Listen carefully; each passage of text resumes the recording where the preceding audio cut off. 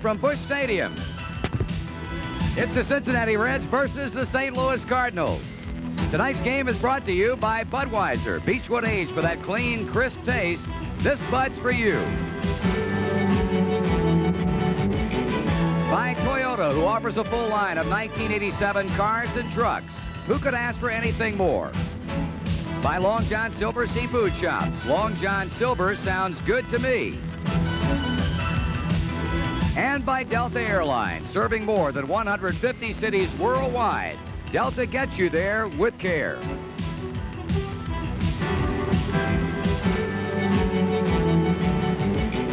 A big weekend of baseball about to begin here at Busch Stadium in St. Louis as the Reds and the Cardinals, the two top hitting teams in the National League, get set to tee it up in the first of a three-game weekend series. Good evening, everyone. I'm Marty Brennaman, along with Johnny Bench and along with Joe Nuxhall. Joe, the Reds come in with a lot of momentum, especially after what we witnessed in Montreal last night. Nice catch, by the way. Thank you very much. Good. I appreciate it. Yes, I would say yes, a lot of momentum, particularly after the two games we went through in Montreal. And what can you say, but it has to be a big confidence builder for that ball club when you come from behind and win ball games like they did up there. And I just wish it were at home. That was a thriller. Johnny, not only that, but we mentioned the two best teams average-wise in the National League. Also a battle of first-place clubs in the two divisions. Well, Whitey certainly is a magician with the roster and with his lineup, because it's amazing the way he's got people turned around. They've lost Tudor, they've lost Pena, and they've really been hurting over here. Lindemann's gone now. But this is a ball club that has good speed. Pendleton's hitting better than he has in the last couple of years. Jack Clark's hitting home runs. That's what they need, and they're getting pitching. It's just enough runs to win. Well, a lot of folks are fired up. They're talking about standing room only crowds tonight, tomorrow night, and in the wrap-up here on Sunday afternoon. The pitching matchup, a pair of three-game winners and both right-handers, Danny Cox for St. Louis and Ted Power for Cincinnati. Stay with us. We'll be back to take a look at tonight's starting lineups and then the play-by-play action right after this.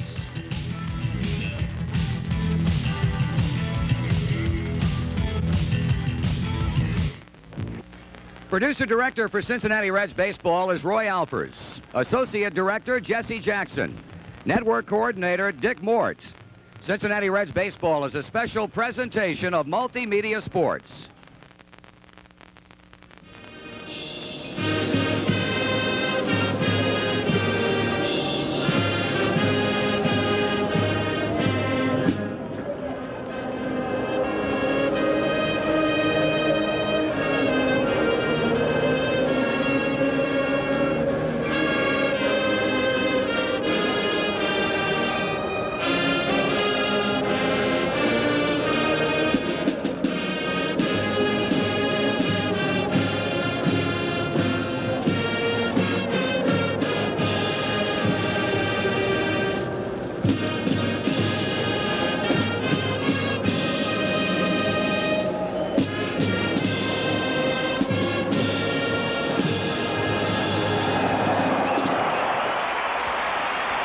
A beautiful night in St. Louis, Missouri, and a big, big crowd as the Reds and the St. Louis Cardinals get set to go. First of a three-game series, as we mentioned, the battle between the two divisional leaders. The Reds with a one-game lead over the San Francisco Giants after their 10-9 victory over the Expos last night, and the Cardinals a percentage point leader over second-place Chicago in the National League East. The Cardinals are on the field. Here's Johnny Bench with the Cincinnati batting order. Johnny? Well, there you see manager Pete Rose, and he's going to send out his troops. Cal Daniels will lead off. He'll play left field. Barry Larkin is at shortstop, batting second. Dave Parker in right field bats third. Eric Davis is the center fielder. He bats fourth. Bo Diaz is catching. Kurt Stillwell is at third base. Terry Francona bats seventh at first base. Ron Oster is the second baseman batting eighth. And Ted Power does the pitching and bats ninth. The defense that they will face. There you see the outfielders, Vince Coleman, Willie McGee, and Kurt Ford in the outfield. Terry Pendleton, who's really hot. Ozzie Smith is at shortstop. Tommy Hurd, Jack Clark, Steve Lake behind the plate, and Danny Cox, the big right-hander, 6'4", 225 pounds, born in Northampton, England, and graduated from Warner Robins down in Georgia. 3-1 record, 3.45 ERA, and usually a slow starter. Last year off to a slow start because he jumped off a seawall while he was fishing and chipped a little bone, and now he's back and throwing just about like you might expect him to. 3 wins, and of course the Cincinnati Reds pitcher Ted Power with the identical record to go along with that. Oh, Danny Cox, who can lay claim to one thing as far as the Cardinal pitching staff. He's the only member of the Cardinal rotation to have started 25 or more games, even with that injury that Johnny was talking about last year. So he's a mainstay for Whitey Herzog. He and Ted Power have both gotten off to excellent starts as they go head-to-head tonight. This copyrighted telecast comes to you through the courtesy of Multimedia Broadcasting, authorized under television rights granted by the Cincinnati Reds solely for the entertainment of our audience. Any publication, reproduction, or other use of the pictures, descriptions, or accounts of this game without the express written consent of the Cincinnati Reds is prohibited. We talked about the expectations of a big crowd, and indeed we have it. People are still coming into Busch Stadium, resplendent, even more so than in previous years, because all the seats in this ballpark are brand spanking new, and they are all Cardinal red. And I'll tell you, this is a fine ballpark, Johnny. They've really taken good care of it over the years. I tell you, and the playing surface is in good condition. It's a spongier surface than we have in Cincinnati, but it's just a gorgeous place. I tell you, they got the great scoreboards, and of course, the people out here love to come and watch baseball, and we can see that by some of the seats there that they're empty, but because basically the traffic has a tie-up with some places shut off. I think the vice president's in town.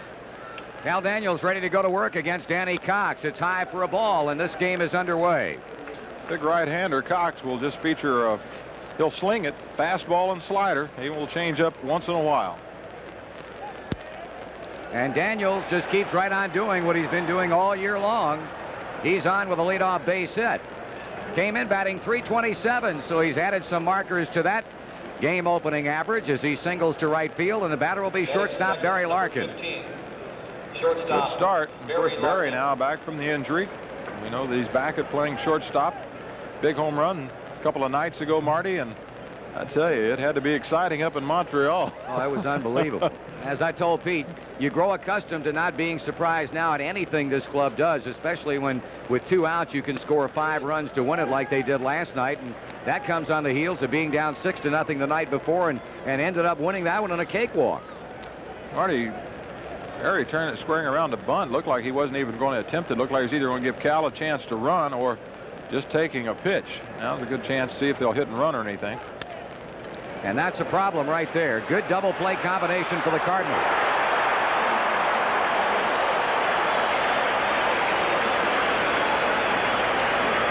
Well, Barry tried to go the other way, which a number 2 hitter should do when he's got that runner over at first base if he gets that kind of pitch. But unfortunately, dead at Tommy Herr, and the Cardinals can flat turn a double play. With the best of them. And, of course, it was room service all the way. And as long as you get the ball to Ozzie Smith somewhere around second base, within 20 feet of it, he'll turn it. Well, 2 away now as Dave Parker steps in. We've got the same umpiring crew, by the way, that we had in Montreal. The way they line up tonight, Bruce Spanky Fremming behind the plate. At first base, Jim Quick, Charlie Williams at second, and the crew chief is John Kibler. Dave coming off of a 2-hit night against the Expos, batting .281.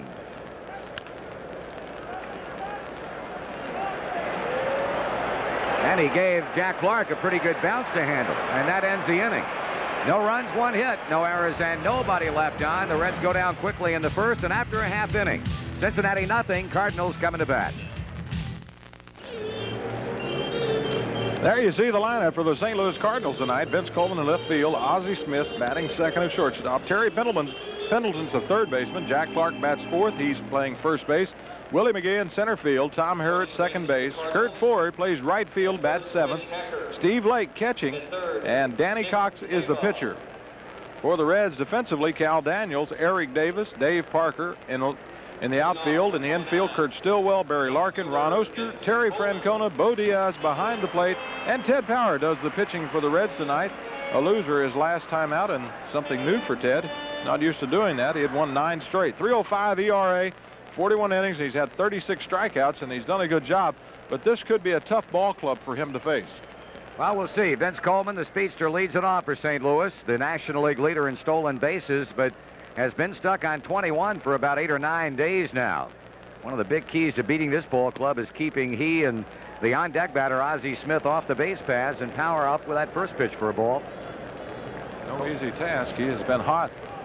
22 for 70 in the last 18 games, 314. You would think he would get a lot of steals. 1 ball, 1 strike.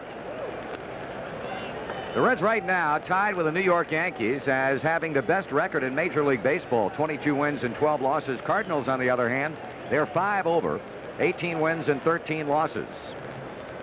Coleman takes one with him, and here's a play by Francona. He swiped at him and didn't get him.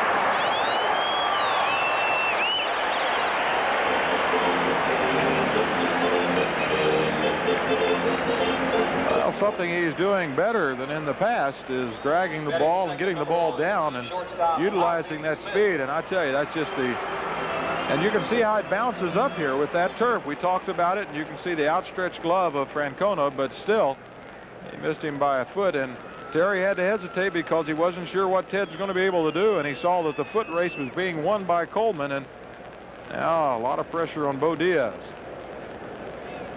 So Mr. Coleman on base. 21 steals in 28 attempts. Got a pretty impressive lead on Ted Power, and he's not going to waste any time at all. And there's number 22.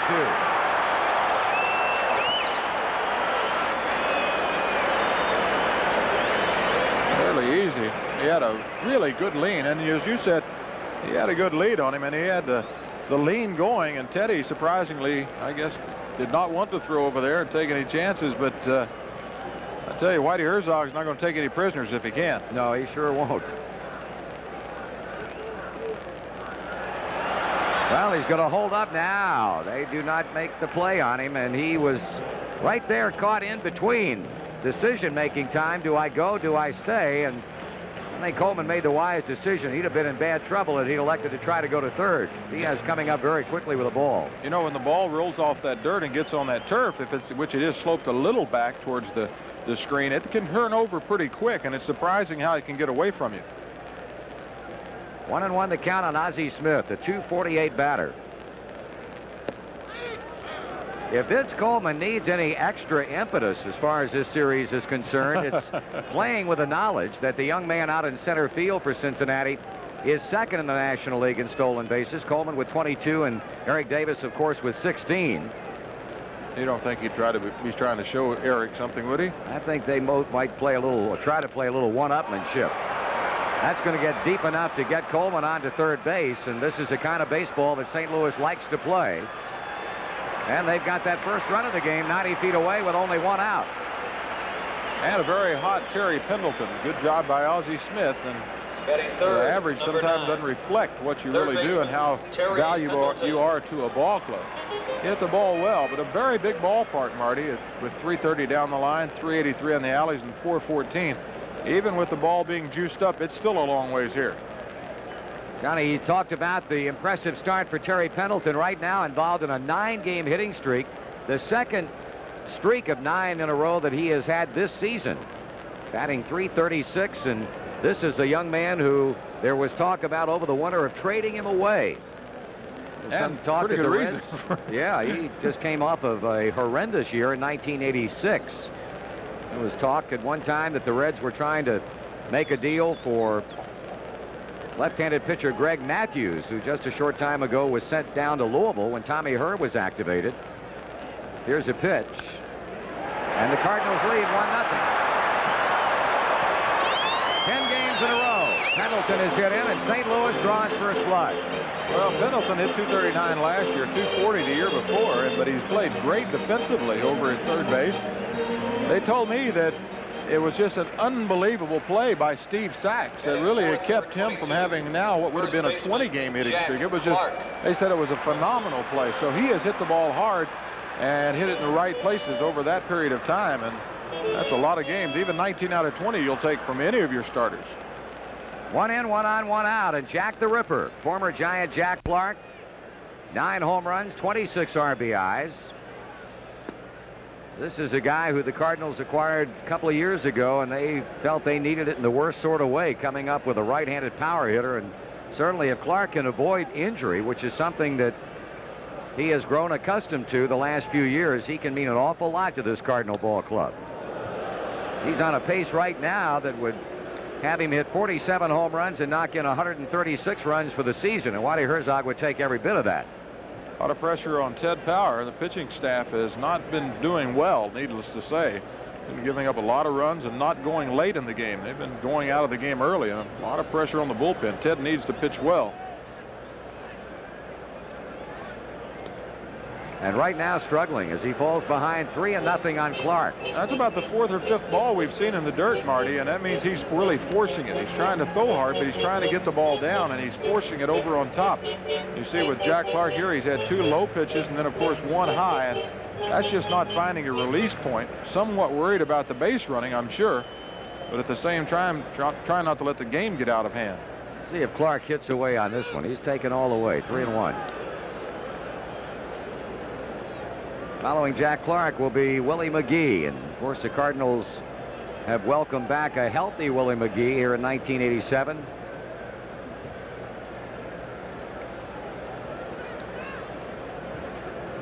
Vince Coleman led off with a bunt single, stole second, went to third on the Ozzie Smith fly ball to right, and Terry Pendleton's base hit to right field, got the run in. Well, you can bet he's running here.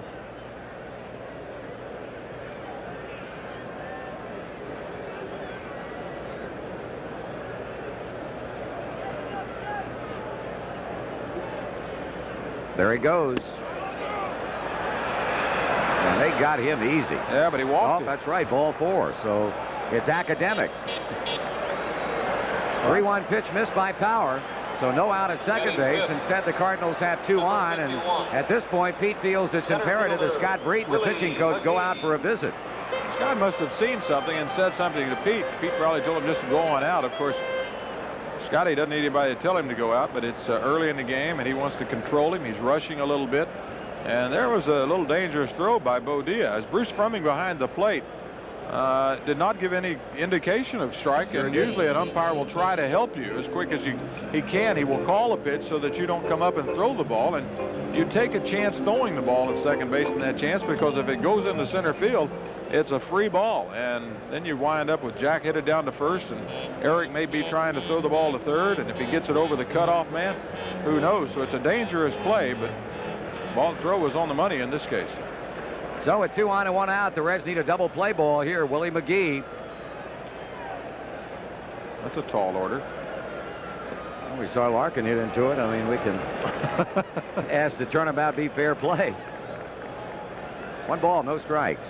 Now Power changing baseballs with Bruce Fremming as you look at the numbers that Willie McGee has so far posted here in 87. Better hitter than that 271 batting average, I'll tell you that. Leads the team in grounding into double plays. Must hit it hard at somebody. He must. And Power simply cannot throw strikes.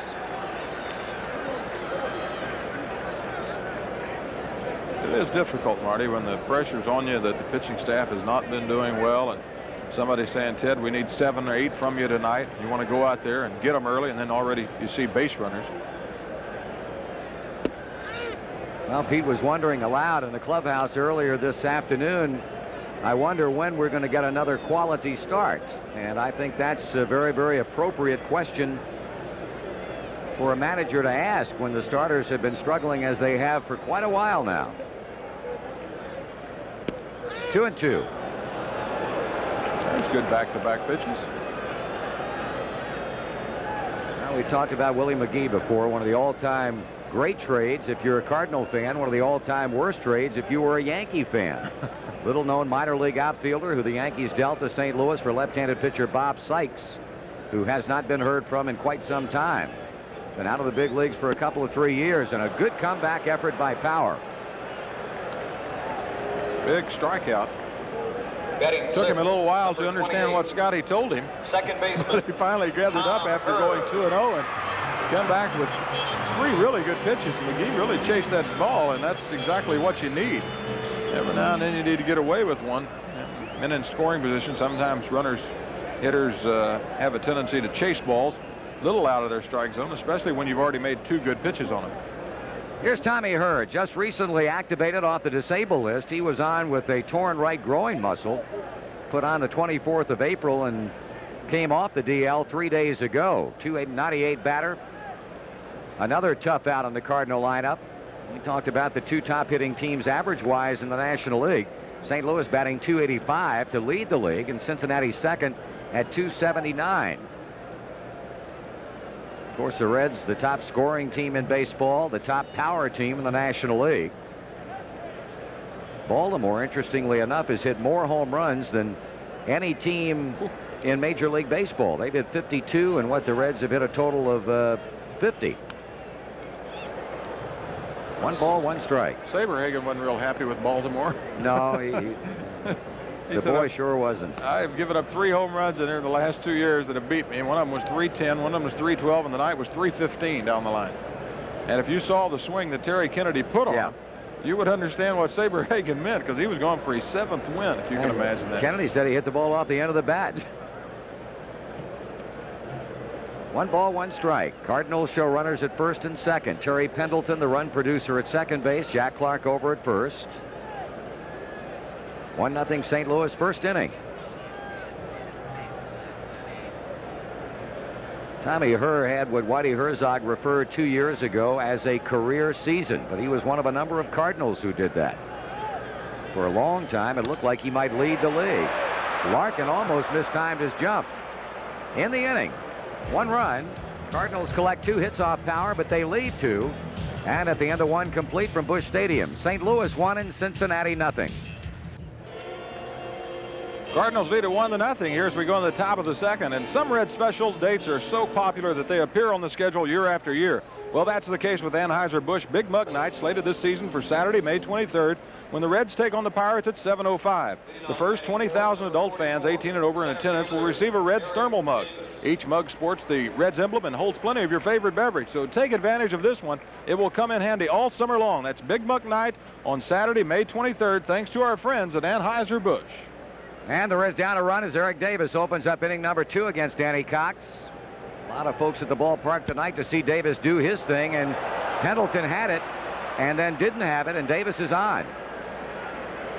They're going to score an error on Terry Pendleton. That's a good scoring decision. The ball was hit hard, but he was playing Davis well, and all he had to do was reach out with that glove. Ball hit to his glove side and simply dropped it. As I said, a hanging breaking ball. He did hit it right on the screws, but at the same time, Pendleton looked like he just got it caught in between that hop. And of course, when it turns over like that on that second hop, it's eating leather. We saw Vince Coleman do his thing in the first inning, and we would expect to see Eric Davis attempt to do his thing now. Yeah, why not? Why not? Danny Cox thinks so. He throws over. He's only successful at throwing out about 31% of the runners, and that would eliminate him throwing out Eric Davis, you would think. You would think so. Bo Diaz, 267 average, a couple of homers, 23 RBIs. And there he goes. And he's got to come back, and that picked off Spanky Fleming. That might put him in a more sour mood than he might have been in when the game started. That normally, the red flag goes up when he's behind the plate and gets nailed by a foul ball. If you've been around, you know that if you have a beef later on, you might shorten it up just a little bit. Yeah, he does. He loses patience. That's the one thing they don't like. I remember Ed Sudol. I was thinking about him the other night, but Ed, they would bet on how many times he would get hit in the game. Here's Gene Gieselman going out, coming in with John Kibler to check on him, and Spanky not bouncing around. It got him pretty good. He's hurting right now. But Sudol used to get hit every game, and it used to be anywhere between 4 and 6 times, and they would take bets. We would bet in the dugout how many times Sudol would get hit, and it never failed. I mean, and he would always hop around. He was one of the nicest guys you'd ever want to meet, but Gieselman thinks it's funny too. Apparently Bruce said something humorous in his moment of pain, but most of the time he does. He was giving us his rendition of how good a play-by-play announcer he would be in the Reds clubhouse yesterday before the final game in Montreal. It was very, very interesting. You didn't have to prod him to really talk, though, did you? No, but I did tell him for a play-by-play guy who's a pretty good umpire. The Mets are leading the Giants 4-0 in the 4th inning at Shea Stadium. Roger McDowell came off the list. Yep, and that's well, we talked about it in New York, and I think we both agree that his loss was a bigger loss than that of Dwight Gooden. They got him back now, so Jesse Orozco's got some help.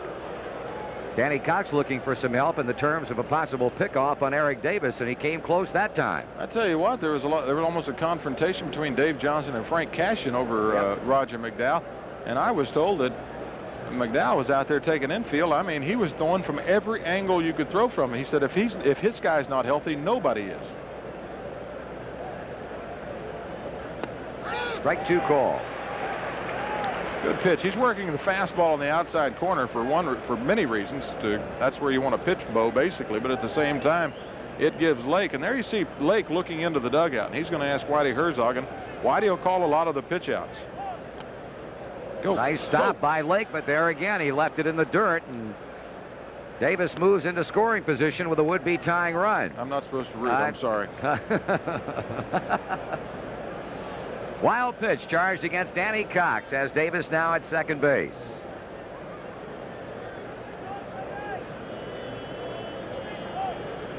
Well, Bo, who's excelled all season long in delivering with runners in scoring position, has another opportunity, although down on the count to Cox. Ball 1, strike 2.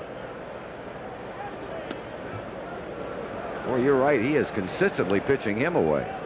And really, Bo will probably try to shoot the ball to right field. Looked like he was really leaning out there. And Danny has the ability to pitch outside, but every now and then you'll see him sneak that fastball in there just to keep him honest. And 6'4", 225 pounds keeps anybody honest. Strike 3. He does it again. And Diaz can't believe it. Well, I hope we get a chance to see that pitch again. I don't blame Bo for talking about it. Yeah, I believe he's saying that he swung at the ball, and that's where they started to ask for help. Now he calls it late. Batting 6, number 11, third base. That's quite a ways across. Stillwell. I think that if they asked Jim Quick, he would have probably said it. But I tell you, it's breaking those wrists, and there's such a fine line and about how far you can go and how much you break your wrist, and every umpire calls it different. So strikeout number 1 for Danny Cox. That'll go down as a strikeout swinging. And here's Kurt Stillwell. Last night batted in the number 5 spot for the first time in his major league career, and he can talk with pride about his night at Olympic Stadium. 3 hits and 4 times up. He knocked in 3 runs. .311 batting average as he tries to come up with a knock here off Cox and get Davis in from second. Well, as the Reds continue to play short, that is in the sense that Buddy Bell is still out of the lineup. Kurt's done a good job at third base. Done a good job all season long. Yeah. And you can give a lot of accolades to Davis and Daniels and Parker and whomever, and the bullpen, of course. But this young man has had to fill a very big role, and he has done just a superb job of it. And then to move over to third base, feel that comfortable, get the hits, and still be patient. 2-1. Or make that ball 3. Montreal leading the Los Angeles Dodgers 3-1. That game in inning number 5. Atlanta, Pittsburgh all tied up at 3-3. It's Philadelphia leading San Diego in the 5th, 5-2. There's a strike call. And in the second, Houston 1, Chicago 0. We'll pause 5 seconds for station identification on the Cincinnati Reds Television Network. You're watching the Indiana Sports Station, WTTV, Channel 4. 3-1. Danny Cox versus Kurt Stillwell as he checks Davis and now looks Eric back towards second base.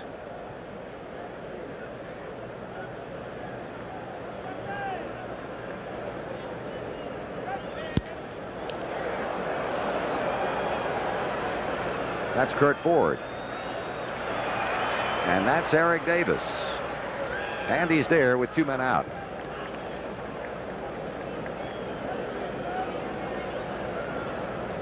Batting 7th, number 10, first baseman Terry Francona. Kurt, good at bat for him, very patient, worked in 3-0, got him 3-1, and we saw Ozzie Smith playing so close to Eric Davis, and very few shortstops in all of baseball or baseball history can play that position and still cover as much ground as Ozzie can.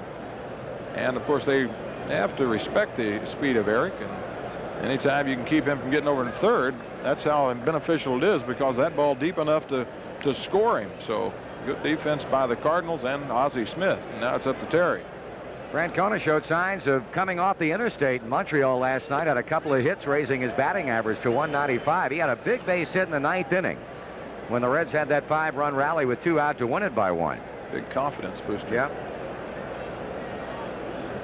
And he looks a little more patient, a little more relaxed at the plate if he just doesn't dive. Ball a strike.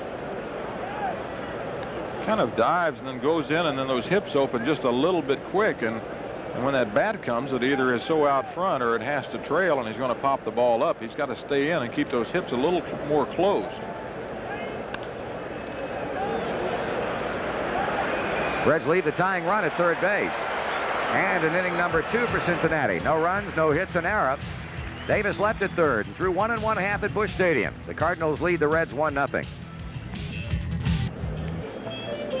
That's the score, 1-0 St. Louis as they bat here in the bottom half of the second inning against Ted Power. We've made a couple of references to the great crowd tonight, and well, the Cardinal brass are smiling from ear to ear because this is going to be a replay tomorrow night and also on Sunday afternoon. Great weather. You can't ask for better baseball weather than that which we have tonight, and we expect to have the same for the next couple of days. Ted Power hoping for better things in the second as he deals with right fielder Curt Ford. Cardinals averaging almost 32,000 per home date. They just went over it. Yes, sir. That's right. They just went above 31,900 and change. It'll send them right over 32,000 after tonight. 1 ball, 1 strike on Ford. We talked about the Baseball Television Network, the Cincinnati Reds Baseball Television Network. We want to say hello to General Manager Howard Ritchie, Program Director Steve Fisher, and Sales Manager Larry Ryan from WTDTN TV. That's Channel 2 in Dayton. Ball 1, strike 1, Ford waiting.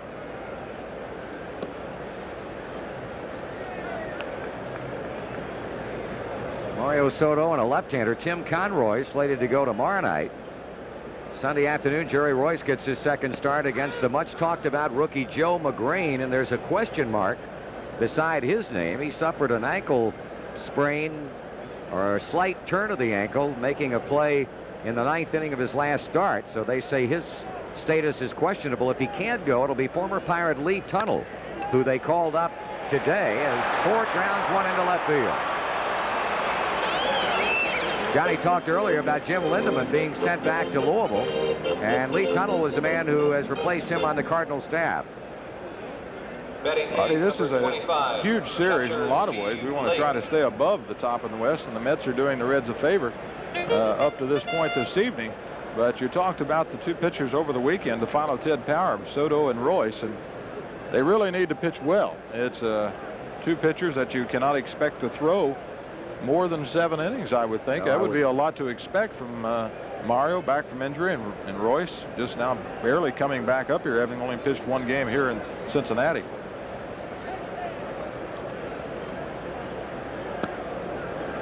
This is Steve Lake, who continues to fill in admirably, I might add, for Tony Pena, who has been out for quite a while after suffering a broken hand, and they expect Tony back somewhere in the neighborhood of May the 25th. He played exactly 3 games after being traded over from the Pirates. And Lake has just done an outstanding job in his absence. And Ford gets a huge jump. And despite the pitch out, the Cardinals have themselves another stolen base.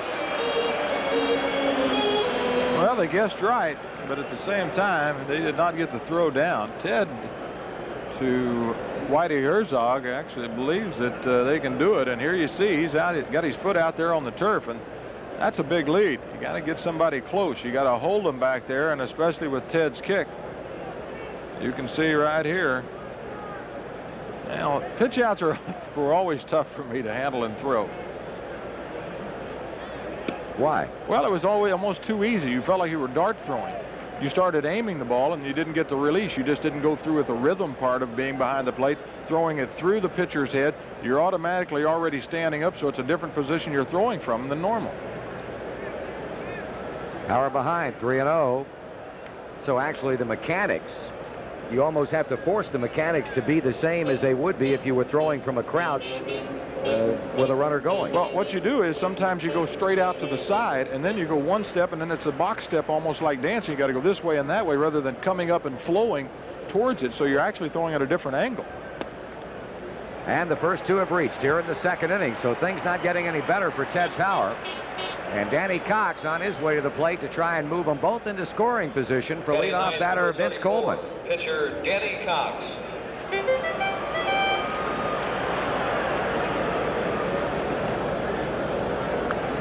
Well, we see the importance of bunting for pitchers. It's always magnified, and it's doubly tough on AstroTurf. There you see the dugout, and we can get a picture of overall. You see Francona. He's way in right now, and there's going to be a woo. That's a pretty good bunt. Well, not only was it a good bunt, it was outstanding, but the thing was that Larkin broke in behind Curt Ford out there. He was standing on second base. And I'm thinking if somebody turns around and does a slug bunt, there is nobody on the left side of that infield, and you've got Curt standing inside of the line.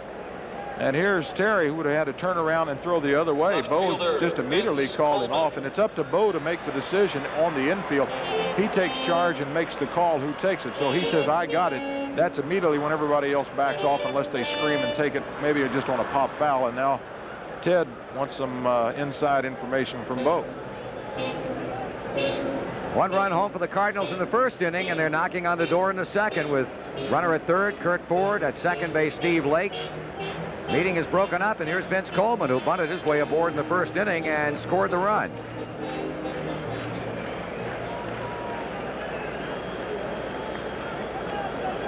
And a lot of other people are chasing Eric Davis in that category of runs scored in the National League.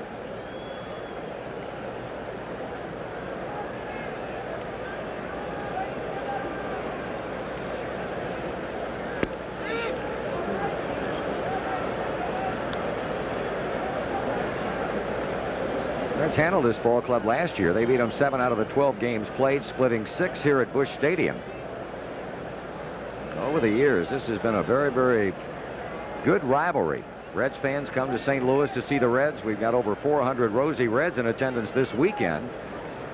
And of course, when the Cardinals come to Riverfront, a lot of Cardinal fans come in for the series.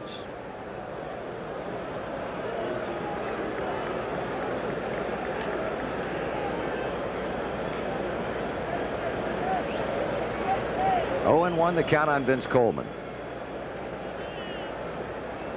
Curt Stillwell about even with a bag, maybe a step inside at third base. Francona even up at first.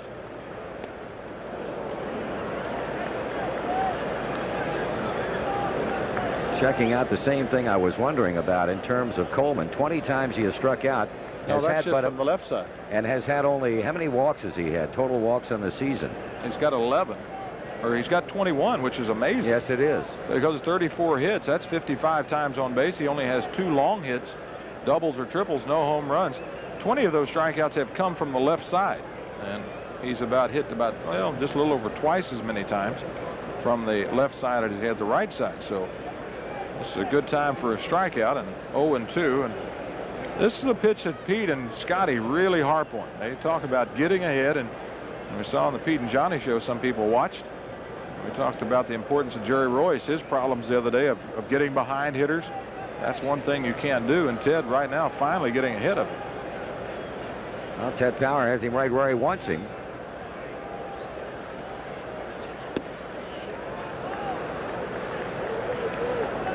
The thing they're looking for Coleman to do, and that's something that Whitey Herzog has harped on, is to be more patient at the plate. Chase less bad balls, which he is prone to do. You compare the discipline of a Coleman leading off with the Cardinals and a Cal Daniels leading off for Cincinnati. Cal normally will exhibit much better patience in terms of not chasing bad pitches. Coleman has so much going for him because of that tremendous speed.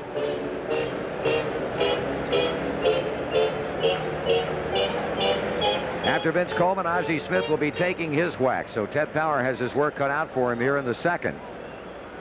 Base hit by Ford, a stolen base, the walk to Lake, and then the sacrifice bunt by pitcher Danny Cox. And the Cardinals are trying to add to a 1-0 lead.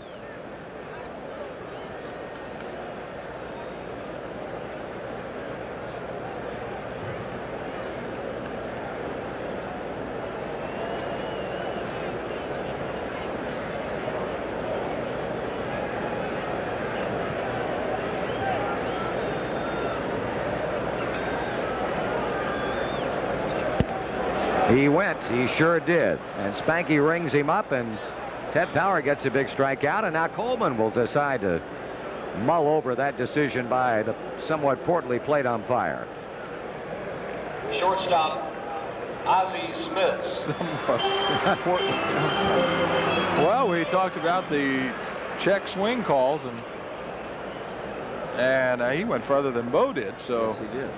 John Kibler is shaking his head yes when Bruce looked down there, and that's something they'll do. You got to watch them real close. They'll sneak a peek down to the other umpire, and they're looking for reassurance so that if somebody hollers in the dugout, Spanky has some guns in his pockets, he can turn around and fire on somebody. Well, Power going to work now on Ozzie Smith, and a situation like this, you get that big strikeout for the second out. The thing you want to guard against is not letting up against this man.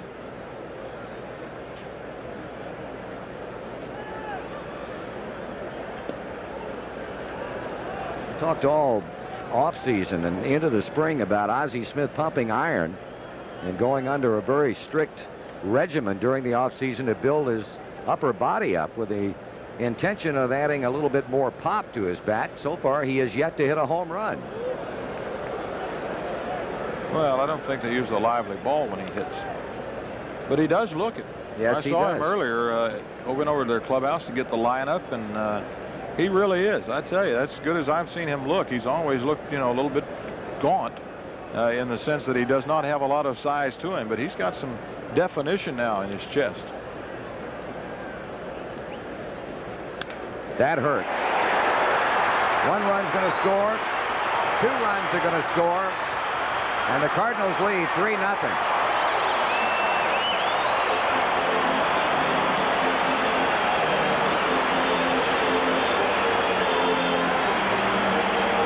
Well, he makes $2 million a year, and I guess that's the reason he does it. Surprising thing is that Cal Daniels was playing him so deep. This ball hit in the left field, and of course no power at all whatsoever to left field, and you can see how far Cal Daniels has to run and really get in a position. Somewhat hesitating with that knee that's still maybe a little sore, but at the same time, with that kind of lead and that kind of coming around third base, Stillwell had to cut the ball off and try to get Ozzie Smith and try to head him off, because he was a dead duck if he'd have just cut it off and thrown to Ron Oster. Ball 1 to Terry Pendleton. You make a good point, Johnny, about Cal being so deep in the outfield. Somebody went to sleep in that dugout, because there's no way in the world, when you talk about placing your outfielders where you think they are going to have the better benefit of making a play on a particular hitter, he cannot play that deep against an Ozzie Smith. 2 balls and no strikes. Pendleton, who extended his hitting streak to 10 games in the first inning with a base hit that knocked in the run.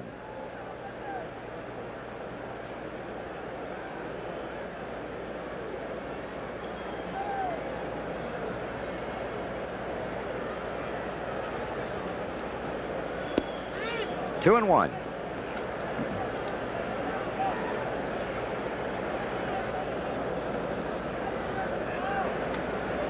And he's still rather deep.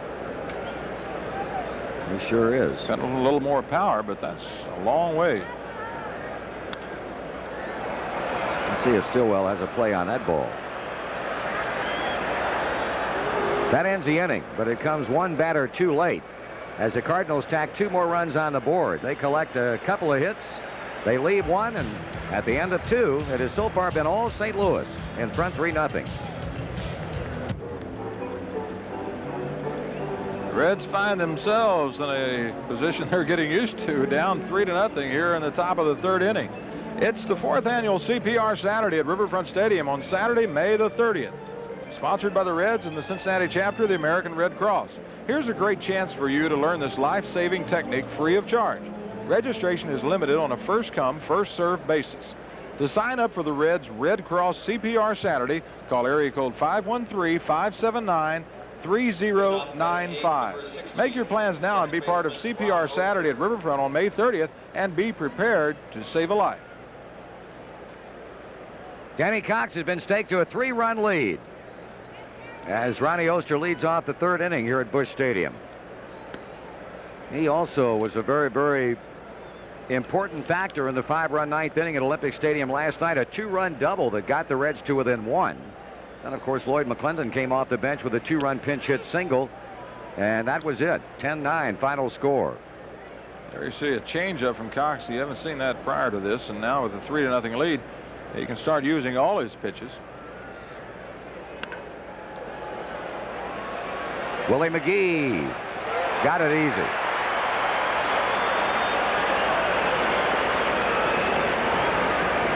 Speed makes it look easy. Just coasting along out there. Of course, we're getting used to it now. We saw it a long time ago with Cesar Geronimo. Now with Eric Davis, we've seen it with Eddie Milner. And of course, one of the better ones, Willie McGee, can go get him. Ted Power with an .071 batting average.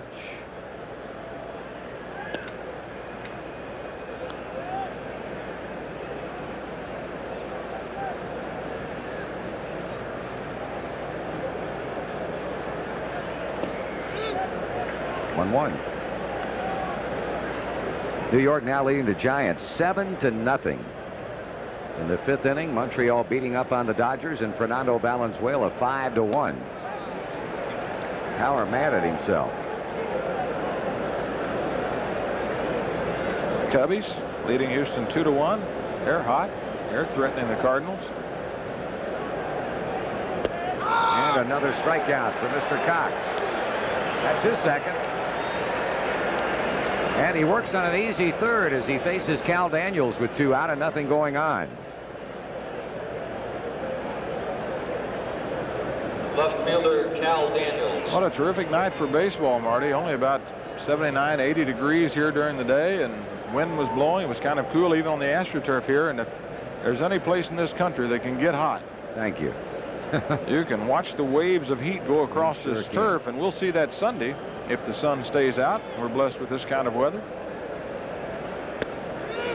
Daniels 1 for 1. He has the only Cincinnati hit. He grounded one into right field to begin the game. Cal now batting .333, and he and Davis are among the leaders in the National League.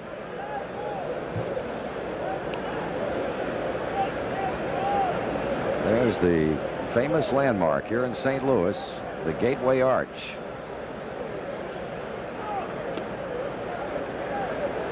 You know, Marty, down 3-0, and you think when Cal leads off, even with 2 outs, the potential of this ball club to produce runs and produce them quickly. And Larkin following him with Parker and Davis, and instant runs. All 3. Well, you sure had the table setters and people like Daniels and Larkin.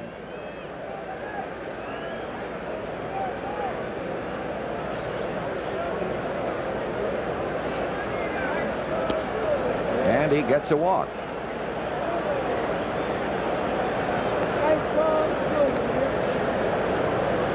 You know, with Kurt Stillwell hitting so well, I was wondering what Pete might do as far as keeping Stillwell in the second position. But we saw something, as you mentioned, in Montreal. Kurt batting 5th and doing a good job. And Barry just getting back, sort of feeling his way around to some extent, has seen his average drop down. Well, it's a .225 as it goes up the bat. Daniels. Only the second time this season he's been caught stealing. It is going all right for St. Louis. Daniels slow to get up at second base. That's the final out of the inning, and at the end of 2.5 here in St. Louis, the Cardinals still up by a score of 3-0. 3-0, Cardinals out in front as we move to the bottom half of the 3rd inning, and Pete Rose has got to be wondering, Johnny, what in the world's going on? When are my starters going to start doing a decent job for me? Well, I think he plays the first half and the second half, the first half of the game, and then goes back to the second half of the game. He's doing well in the second half. He's having trouble in the first half. 1 in the first, 2 in the second. That's been the Cardinals story against Power as he faces Jack Clark for the second time. Walked him in the first inning. And the check swing foul squares things at 1 ball, 1 strike. Talked about Daniels being thrown out. Cox is so quick to the plate, and we'll see that next inning, hopefully, when we get some men on. But he really just is in a hurry and gets rid of the ball extremely quick. Perfect for a catcher to handle the ball and throw. That's the guys you just pray for. Somebody to get the ball as quick to you as Danny Cox, and then you've got a real shot at throwing people out. 2-2.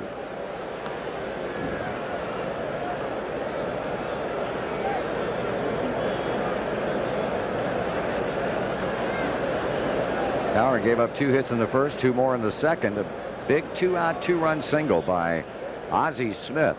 That's been the crunching blow so far. Francona He'll play it.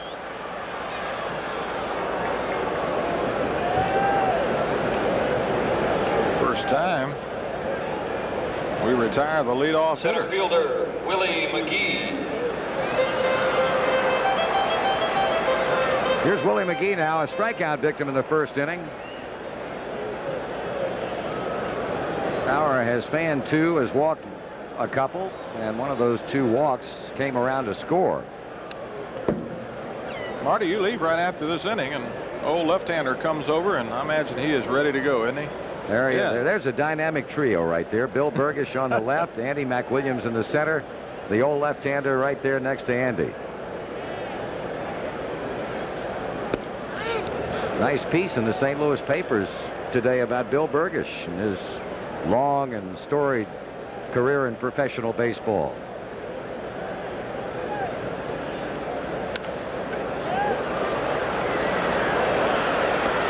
Two out. Kurt likes to look at it a little bit, and he's learning there's a few of them anyway, or sometimes you just can't look at it that long. You got to pull that pin and throw it Second quick. baseman, Tom And you Herr. mentioned Bill Burgish, and Bill, a lot of things going on. Changes in Jerry Royce, rumors of trades with the Detroit Tigers involving Nick Osaski. All he did was get 4 more hits yesterday. Well, he can't play for us. 4 hits, 3 RBIs. He has been the real spark for that club. They've taken off now, 5 wins in a row for Nashville. Scored 24 runs or 25 runs in the last 2 games. Playing the Louisville Redbirds tonight, so the AAA farm clubs are these 2 big league ball clubs going head to head. 1 ball, 1 strike. 15-11 record for the Nashville Ball Club and 18-11 for the Cardinals. And you can see why they're, and this with a lot of changes in the Louisville club. They've had to make a lot of people. They've sent them up and down. There's been a real shuttle service between there and there. Base hit for her.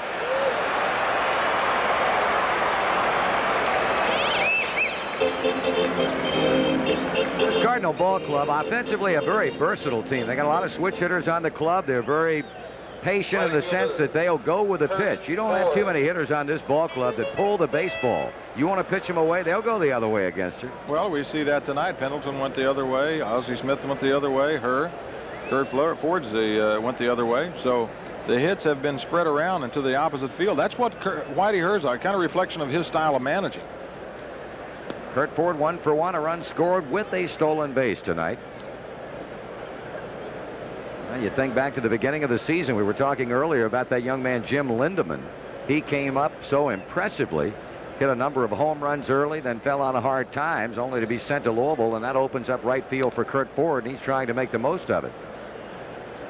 Saw where he was tied for the National League lead in triples. He and Ronnie Oster have each had 4 to lead everybody in the National League.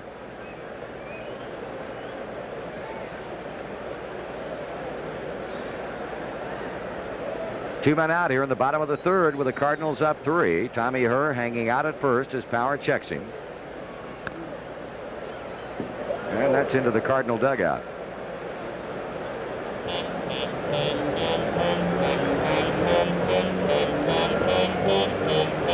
Nine to 3 Atlanta over Pittsburgh. That game now in the 8th as the Pirates continue to score bushels of runs. The Dodgers trying to come back down 5-3 now to Montreal in the 6th inning.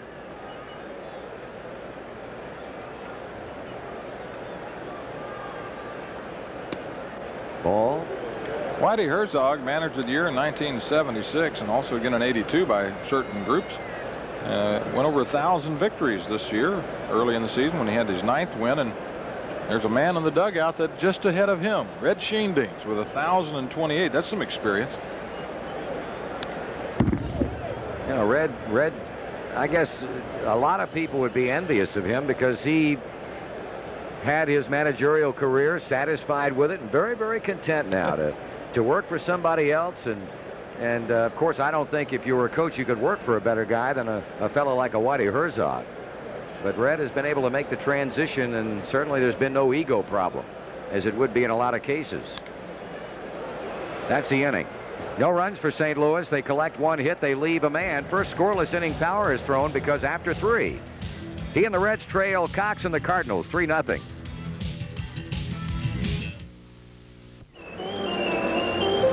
Top of the fourth here at Busch Stadium, and joining me, Joe Nuxhall, with the Reds trailing 3-0, Joe. And I don't know if it had anything to do with it. That's not Joe Nuxhall. Joe, 3-0. The Reds are getting kind of used to this, Joe. And I don't know if only the one hit reflection of the fact that they had a real late flight getting in. Well, I think certainly the big hit, of course, is Ozzie Smith, and the way he hit the ball is typical St. Louis baseball in a sense. Just kind of fought it off into left field for 2 big runs. So 3-0, hold them right there and see if we can turn this thing one more time. Well, we know it's not enough runs to hold them. Barry Larkin stands in and he checks his swing. Larkin 0 for 1, grounded into a double play, room service, 4-6-3. As Daniels led off the game with the only hit for the Reds. Drive into right field between first and second baseman. There's a fastball on the outside corner. Barry coming back, hitting at 225. He was at the plate when Daniels stole, or attempted to steal, and was caught stealing. And Cox, who likes to work quickly, comes back with a breaking ball on the outside part of the plate. And Kurt Ford, with plenty of room, has it for the first out in the inning. That brings up Parker. 4th inning here in St. Louis. Fielder Dave Parker. Dave hit one off the end of the bat that Terry Pendleton, who was shading him more towards shortstop, had to go in and field off of the dirt and then made a low throw, but it was so short that it bounced on the turf and was easy for Jack Clark to handle. Cox gets the sign with both feet. Look, basically spread on both sides of the pitching rubber, and he throws a fastball right by Parker. A little breeze in the outfield. We can see the flags whipping around, but it's an ideal night, Joe, and the fans have really turned out. There you see the flags. There's the ball way inside. Dave has to jump around for it. So you were talking about the hit that Ozzie Smith got, and I was really surprised at the depth that Cal Daniels was in the outfield. Well, that's right. Ozzie's not, once in a while he'll get a little meat on the ball, but not too often. He was a friendly fly ball to Willie McGee in center. 2 outs in the inning, and Eric Davis comes up once again. Eric led off the second inning, hit a smash down to Pendleton. He was trying to short hop it. Overspin got on that leather, go along with the spongy surface here. It's AstroTurf all throughout the playing field and in foul territory, except for some rubberized grip. The warning track around the area is sort of a rubberized concoction. And see the outfield as we looked around there, and there's Cox working again quickly, and Eric takes the strike. Leads the Reds, leads the world. 15 home runs and 38 RBIs. Drive safely as Pendleton couldn't handle the ball. Just went to second on a wild pitch and swings at a high fastball, and Cox getting ahead and now able to get the Reds chasing a few of his pitches. Good hard fastball and kind of a slinger, Joe. Danny Cox is a pretty good pitcher. He very seldom will give you too much to hit at, and he has just enough pop on that fastball that he can challenge you when he needs to. So go along with the good change that he has, a slider, and of course the fastball. He's very difficult to handle.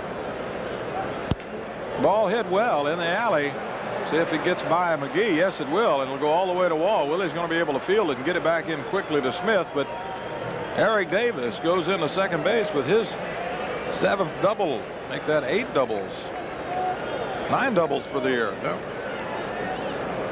Here's a look at the pitch from Danny Cox to Eric Davis, and it's right there for Eric. Well, we were going to see it. Got caught up there a little bit short. It is his 9th double. He's got a triple and to go with those 15 home runs, and now here's Bo with a chance to pick up an RBI. 23 RBIs for Marty. I mean for Bo, and I know, Joe, you talked to him on your pregame the other day on the radio, and he was very pleased with his output so far, and he's just a good old boy, just likes to go out there and play. Well, Bo, he's very good in a situation like this, 2 outs and a runner in scoring position. He'll normally get the job done, and it's not an easy position. when you think of it, with 2 outs, there's no fly balls or anything of that nature. You got to get base hits. Yeah, he's a stroke hitter. He's a contact hitter. He was called out on strikes last time. Bruce Fleming said he swung at the pitch, and Bo, not to his liking. He didn't like it at all and had something to say, but it was a gentlemanly chat. And it stood, though, as a strikeout for Cox. Cox with 2 strikeouts in the game. He's got a base on balls, and now falls behind in the count 2-1. 2-1 to Bo Diaz, and there you see Eric Davis taking his lead.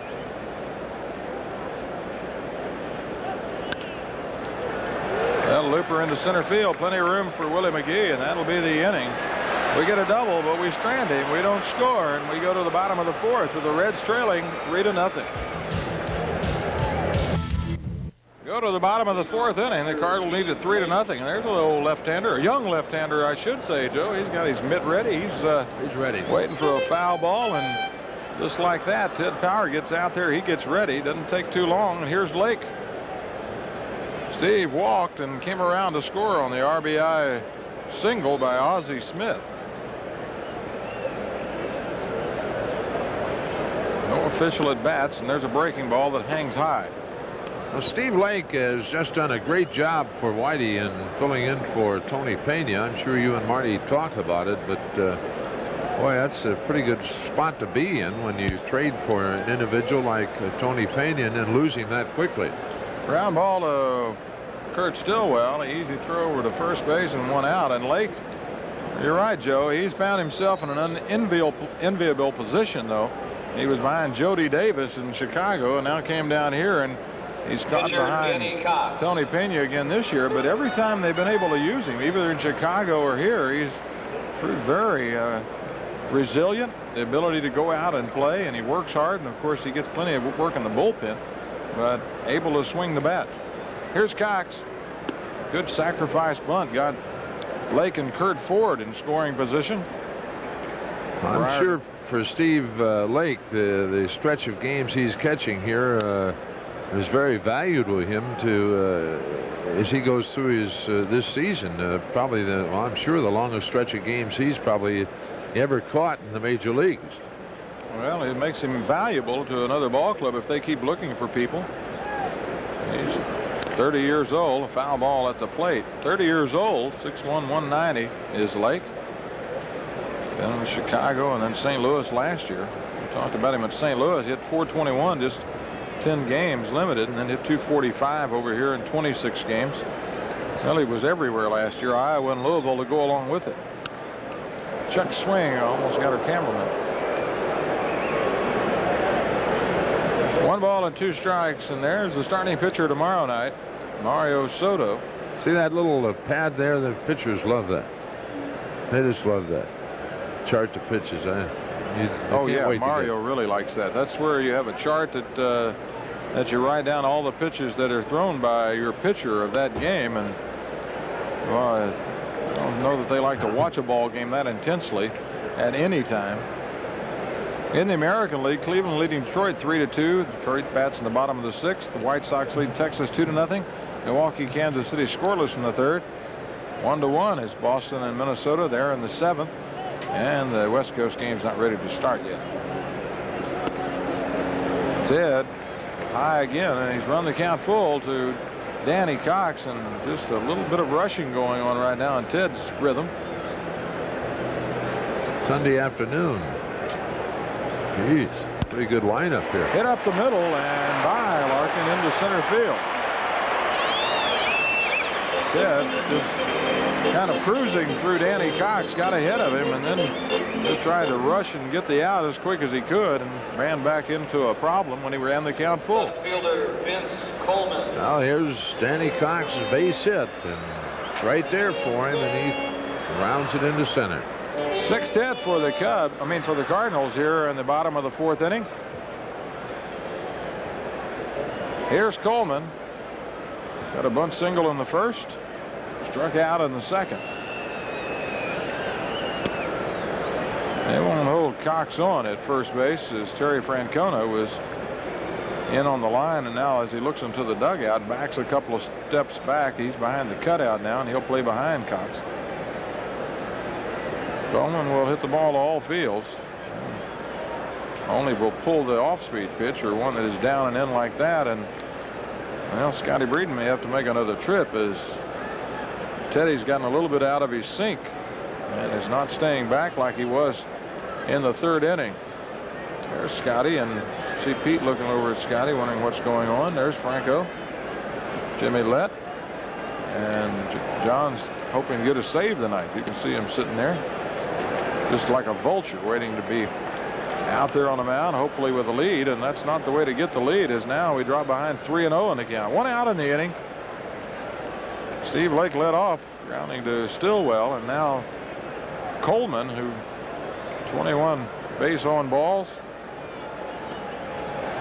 now make that 22 base on balls for the season for Vince. And Bo Diaz decides to have a little chat with Teddy, and I'm sure that Scotty Breeden may not be too far from going out there. And we're going to get some activity down in the bullpen as Breeden does go to the mound. It's going to be Guy Hoffman to start throwing. And it looks like Ted is just not coming on through with the ball. He's hurrying up everything and causing him to throw a lot of pitches low. So hopefully they can straighten them out real quick here and not allow any further scoring. 3-0, but can't spot this outfit that much, I'll tell you. No, not with their good defense, and they're starting to get a little better pitching from out of the bullpen. Worrell is having his problems, and while he was in San Francisco, he picked up saves in the last 2 ball games that they won against the Giants. And Ricky Horton, their left-hander, has been very successful. The Reds can score against most ball clubs, but this is a big ballpark. Home runs are hard to come by, and we saw last night we didn't need home runs to score 5 runs in the 9th inning. And Power once again, well, Joe, I think you're right. Just not coming on through, is he? Well, you just it looked like he had things in pretty good order there in the second and third inning. Now he's kind of gone back, as you said there. That was good. Now that's the way he throws the baseball and gets the job done there. Good pitch, and Ozzie fouls it off. And take a second as the ballman goes out, retrieves it. Ozzie 1 for 2. Big 2 RBI single in the second inning. Make the score 3-0. That's where we stand. 3 runs on 6 hits. They've committed an error, and now right-hander Frank Williams looks like he's joined Guy Hoffman. And Teddy looks back and ready to go at him again and bounces this one in the dirt. And there's about 4 feet difference in the fastball and the breaking ball right now. One of them's up above the chest, and the other one's bouncing in the dirt. 2 balls and a strike, and the heart of the Cardinals lineup waiting on deck with Pendleton and Clark to follow. Good pitch, just misses down. Now he looks like he's really aiming the ball. Ted has thrown a whole bunch of pitches here through 3+ innings. He really has, and I think that's part of the reason that they need to get somebody warmed up, especially when you've thrown that many pitches and you're starting to get behind in the count. 3-1. Runner's not going, and strike called by Bruce Froemming, and Ozzie didn't look particularly pleased with that, and the crowd reacts to Ozzie's reaction, and now the count full, and well, we'll see if they decide to take off. Ozzie has struck out only 7 times, and I'm sure they may be running. Cox leads at second base. Larkin gets him back a little bit, and there go the runners, almost go. It's interesting, Danny Cox. I don't think he was sure he was supposed to be running. He takes a look at Vince Coleman and says, "Oh, I guess I'm supposed to run." Well, Larkin made a good move by coming in behind Danny Cox, and there's Willie said, "I'm not sure what." I mean, Vince saying, "I'm not sure exactly if Danny's going to run or not, and I don't want to run over him." See, Vince talking to Rich Hacker, the first base coach of the Cardinals, and as if to say he didn't know if he was supposed to go. There's Larkin again, breaking behind, and no. Wow, just missed it. Well, you could see that getting away, and Teddy took a little bit off of it. It's a big target down there. Cox, he blocks out almost all of center field, and Ted just a little late. That's a daylight play, and when he sees Larkin break, he's got to wheel and get the ball right then and there, and he's just taking a little bit more hesitation. Runners go again, and there's a ball on the inside part of the plate, but just off, and base on balls number 4 for Ted Power, and he takes a peek to see out of the corner of his eye to see if Pete's headed out that way, and we don't see anybody at the top of the dugout.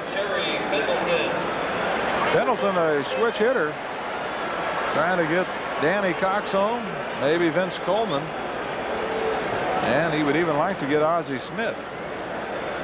1 out in the inning. Reds right now down 3-0 and looking right down the barrel. Strike foul back out of play. Well, Ted just reached back and said, here is my best fastball. See what you can do with it to get ahead. Now let's see if he can go to work. It'd be nice for a little 4-6-3 action and head to the dugout. Put all the mechanics together. Francona and Stillwell in at the corners.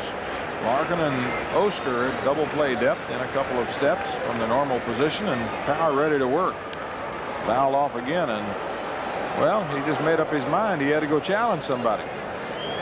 Got a little relaxed out there and got himself in trouble by giving up a base hit to the pitcher and then walking the first and second batters. And there's a lot of speed right now on the base paths. Power will go home. Francona will go home. And Stillwell has the option of where he fields the ball and what position. There's a ball hit well. Eric Davis over. What a play. What a great catch. Danny Cox able to get back and tag up, and that'll score a run. But you're talking about a great play, and Eric Davis is down. Well, I keep my fingers crossed, but he hit on his, it appeared to be left shoulder, and keep your fingers crossed. He is down in left center field and hurting quite a bit, it appears, as you can see there. There's Larry Starr, the Reds trainer, and Pete Rose will also go out to check on Eric, but he went down hard. Just a super catch by Davis, but boy, oh boy, as I say, keep your fingers crossed. Well, maybe if we get the replay, we can really see, Joe, exactly what happened there. You see Larry, and he's going to ask him exactly what's wrong and not to his left shoulder move yet. Now here's a look at it. Now watch how he hits on that knee. See that right there? Oh, bang! That's where it is. That's knee and elbow, and that left elbow. Let's back it. Can you back that up right there just to see where it is? But I tell you, it's amazing the speed that he generates. Here's another look. Now watch. Let's watch. Now he catches the ball. Now watch what happens to his wrist. See that? Turns under, and now the elbow kicks out, and now it jams his shoulder back also. So he's still down, and well, it could be any problem, Joe. I tell you, if the wrist holds up, you still got the elbow, that shoulder, and they've got him in a sitting position, and also that bare hand, that bare right hand. That's his left probably shoulder. Has a chance of getting some blisters as well. And tell you what, as strong as this young man is, dive across the outfield, and they're talking about that. They're worried. Well, what can you do? The shoulder separation, the clavicle. There you see Larry working on the AC joint, right there in the joint where the shoulder, and Eric cleaning his eyes out. And Pete, I think, basically has to just sit there and wait until Larry Starr can make a decision, and Eric can tell him exactly what is going on. Crowd on their feet, very appreciative of the catch, and also concerned about this young man who has really set the baseball world on fire with his ability in catching. And well, he's coming out of the ball game, or it appears he is. I think he is, and I don't like the way he's holding that left arm. No, that when you hold your arm like that, that's usually the shoulder, because you're holding it up to help. And well, he'll have a choice of putting in Paul O'Neill or Tracy Jones.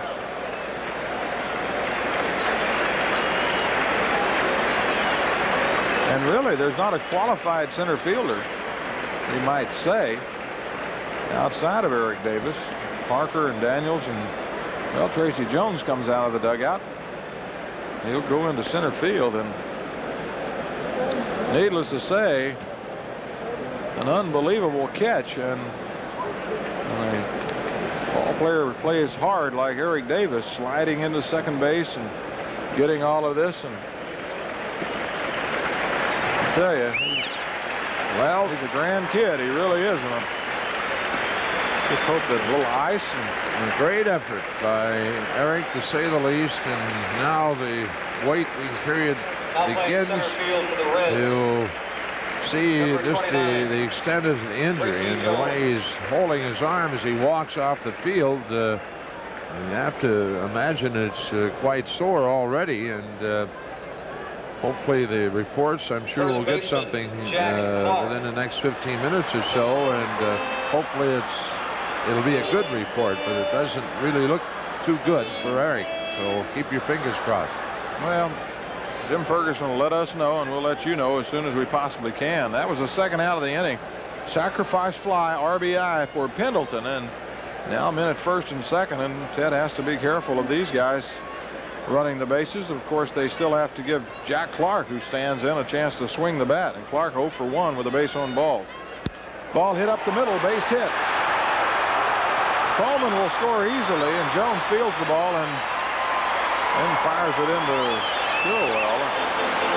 Smith stops at second, and Ted Power loosened up a little bit, and that's going to be the last pitch for Ted Power as Pete comes out of the dugout. Left-hander and right-hander warming up. Willie McGee, a switch hitter. Tommy Herr, a switch hitter. They're the next two hitters if it goes that far, so it really doesn't matter who he wants to bring in. He has his choice, and he has pointed down, and John Kibler now has told Frank Williams that he's going to be the pitcher. So an RBI for Jack Clark puts the Cardinals ahead 5-0, and well, a lot of runs in the early part of the game, and once again you have to call on the ball game. Frank Williams comes in, and as he does, we'll take time out from this as the Cardinals lead 5-0.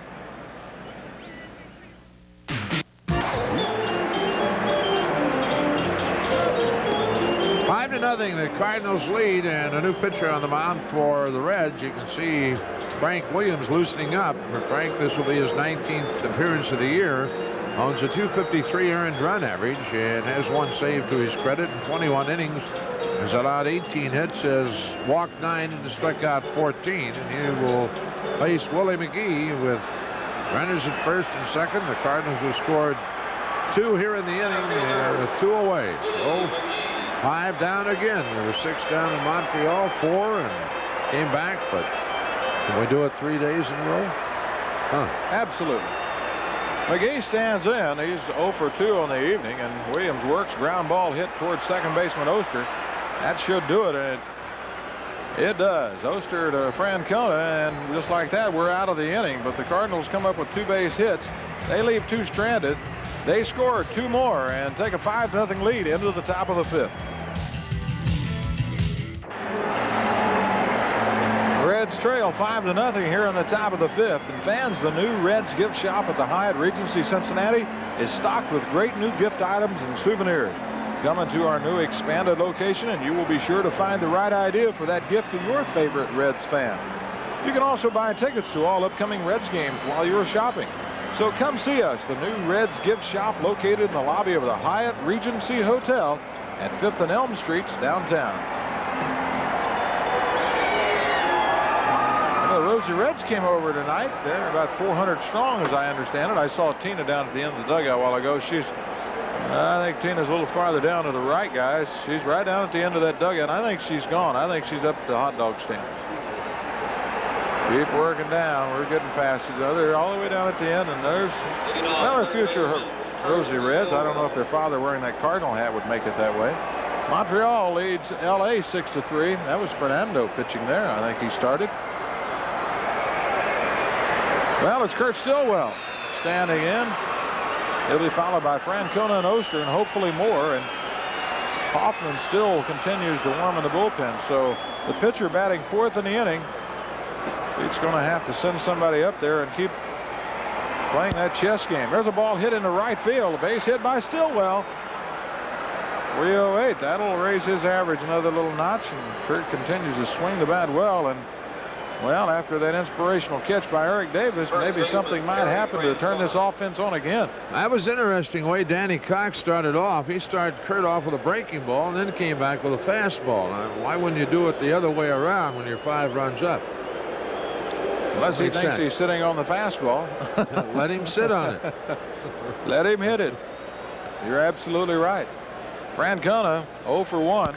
Ball grounded in the same place, and Stillwell going to be held up at second base by Billy DeMar as Ford comes in, and just like that, the inspiration has started. Now, why did he start him off with a fastball, Joe? That's good. If it's at her, it's a double play, so Right. it's a chance you take. That's exactly right.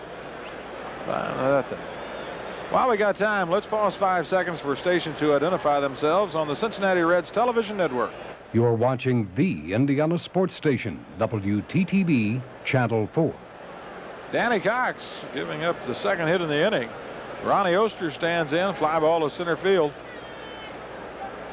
And Willie McGee was able to corral, and Cox misses away. Dave Concepcion comes out in the on-deck circle for the Reds. Maybe that's all the inspiration they need. There's the captain. He had a big clown in his locker today, Joe. That's a bozo. Ball popped in the air. And it looks like it'll be in play, but out of play. Bounces in territory and inside the stands, and there's somebody bounced on in fair territory themselves, and then he still didn't get the ball.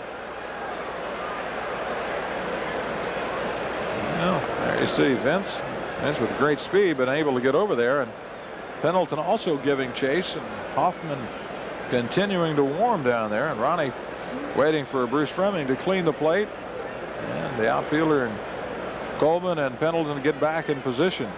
Got Kurt Stillwell at second, Terry Francona at first. Danny Cox working on a 5-0 shutout. We're in the top of the 5th inning here at Busch Stadium. Ronnie waiting. 1 ball and 1 strike, misses. Hits the outside corner. 1 ball and 2 strikes. So we can close the book on Ted Power. Gave up 7 hits and 5 runs in the 4 innings. Ball hit off the fist, and that ball might be trouble. Drop. It's going to drop, isn't it? Fair ball. Fair ball. Come on. Kurt. It goes underneath. It goes underneath. One run And it's should 2 score. bases. It is a ground rule double. You're absolutely right, and that will bring Stillwell in. It moves Francona to third base, and a ground rule double for Ronnie Oster. There's a little space, and it's just a little bigger than the ball, and you can see it right down there. You can see a little space down there at the bottom of your screen. John Kibler explaining to Francona what happened, and I'm telling you, he hit it right off of the fist, Joe, Well, and it bit that chalk line pretty good. I think it hit right on the chalk. So Number 13. now a base hit here, and they're right back in it. A little break there for the Reds. Oster picks up his 4th double of the year and his 12th RBI, and now for Davey a base hit and should score a couple of more. Well, let's see what Whitey Herzog does. The bullpen right now is empty, and Pendleton and Clark play in, as does Kurt Ford out in right field. Coleman and Willie McGee. Willie now takes a step in, and a fastball on the outside part of the plate for a strike. Whitey, arms folded there on the right.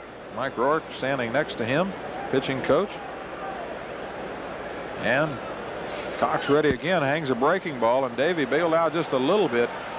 Ford will make the play, and let's see what Francona will do. With his speed, I doubt that he would try it.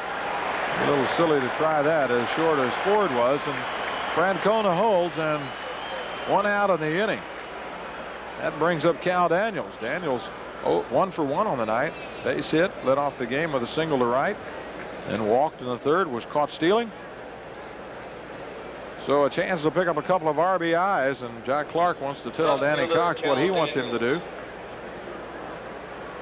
Big reason why the Cardinals were so successful, the resurgence of Terry Pendleton, and also a healthy Jack Clark to go along with Tommy Herr back in the lineup, and a solid Willie McGee and Vince Coleman. Actually, everybody's playing well. The problem has been their bullpen, which is you would expect to be excellent, especially with Todd Worrell out there, but they've had their problems. Cox works and throws a sinker down over the plate, but for a ball. Well, they're used to being down, but how many times can they do it, Joe? Well, you know, the thing about Davey hitting, John, certainly he wanted to get the job done. But you look at it with a ground ball on the right side, a run scores. Oster moves to third. You got one out now. That's another run possibility with one out. But now with one out, certainly Daniels, we hope he gets a base hit, but it takes away that possibility. That ball's grounded towards Clark. They're going to have to hurry, and Cox gets over there, but the run scores. Francona crosses the plate, and you're absolutely right, Joe. Ground ball like that gets the first run in if Concepcion does that, and that ground ball may have been the other run, and that would have made it a 5-3 ball game. And now with 2 outs, it's going to take shortstop Barry Larkin. A lot less than it would at second base. Here's a look on that. It was a changeup. You could see it right out of Cox's hand, and he had Galloway out in front. Clark gives Cox the ball early right there. See Cox find the bag. Now, if he waits and gives Cox another couple of steps, now he has to look at the ball and find the bag, and it becomes a very difficult play. So Clark playing it perfectly. Fastball hit in the air. Coleman's going to come in and say, I've got it. Reds get 3 hits in the inning. They score 2 runs and close the gap. And that gap is 5-2 as we go to the bottom of the 5th. Bottom of the 5th, and Guy Hoffman comes on in relief. Concepcion batted for Williams, who came in relief, got the 1-man out that he faced, and the Reds trail 5-2. And here's Joe on Hoffman. Now, Guy making his 8th appearance, his 6th in a relief role. He's won 1, lost 1 with a .216 earned run average, 25 innings, 22 hits, 4 walks, 8 strikeouts. The Guy did some kind of job the other day at home in 4 1/3 innings of shutout relief. The Reds losing the game to the Phillies, but the Guy was just outstanding. It was against, or I should say, the New York Mets. And at 4 2/3, he allowed just 2 hits and struck out a couple. Oh, we need to see same performance from him here tonight. Well, we've asked the bullpen to do it so often, and they've been able to do it. Tommy Herr leads off for the Cardinals. We're in the bottom of the 5th inning. Joe Nuxhall, Johnny Bench, hard hit. Larkin unable to handle. He's got to hurry. Throws it away. Goes in the dugout. Well, it looked like he misjudged it a little bit. And just like that, another error for Barry Larkin. 2 on the day yesterday in yesterday's game, and both of them throwing errors.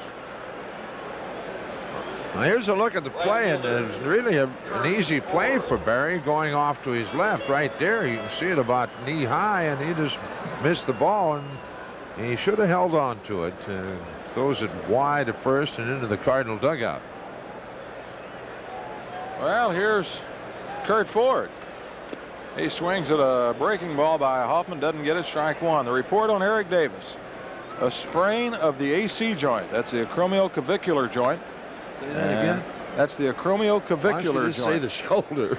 Yeah, that's where the shoulder comes together. Those are the 2 points. I can say that because I can show you the scar where they took my cartilage out. Breaking ball high as Ford squares around the bunt, and he was thinking about sacrificing her over.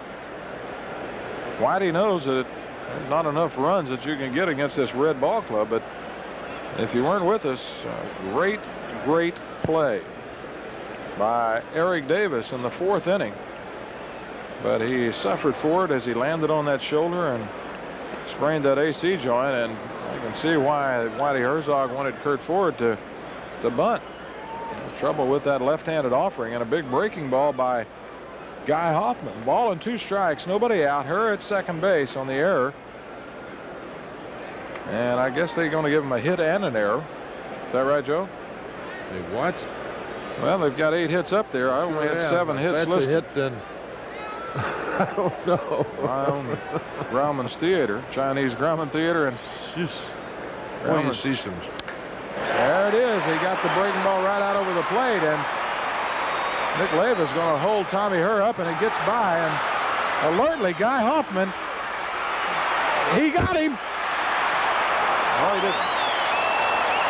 Well, he tagged him hard enough to knock his hand off the bag, but he wasn't able to hold him on, and it looked like Ford overslid the bag, and Barry kept the tag right on him, but not in the eyes of second base umpire Charlie Williams. And Catcher Steve let's take another look at it. Here's Ford going into his slide, and let's see if There's the tag. Now, right there, it certainly looked like he had him, but you couldn't tell whether he had put the tag on his arm or not. If he had originally, then he's out, but look at that. His arm's off the bag. Looked like he got him twice. Runners at second and third now. And that'll be an error charged to, well, usually the right fielder gets it when he goes by the catcher on the throw if he wasn't in the air, and I guess that's what happened. So Ford's at second base, Herr is at third base, nobody out. Steve Lake at the plate. Cardinals knocking on the door trying to get more. Ball hit right at Stillwell into Diaz. Bo's going to have to go, and he makes a good play. Two good fakes, and you don't usually see fakes by the catcher because you got a tendency sometimes to let go of that ball by faking that hard. And ball hit right at Kurt Stillwell, and they just had the contact play on. Well, an excellent play by Bo, and he got it completed quick enough that the runners couldn't advance, and certainly that's the idea of the rundown. If he is successful, Herr is in the rundown, then you got runners at second and third with one out, but Bo really froze Tommy Herr, as you can see there, and no advancement of the runners. So a good job by Bo Diaz in the rundown. Well, there are runners that did not advance past second base. Kurt Ford down at second. That's where he stayed. That's where he started. And Steve Lake over at first base. Safely on by the fielder's choice, and Cox up there to sacrifice, and a fastball on the inside part of the plate misses. Well, the guy really comes off that mound, and even with the speed of Ford, I'm sure it's a play that they have on where guys going to be charging that third base line and anything out in front of the plate and try to get the ball over to Stillwell, and if there's time, over to first base. Got him. No, here he goes. He got him.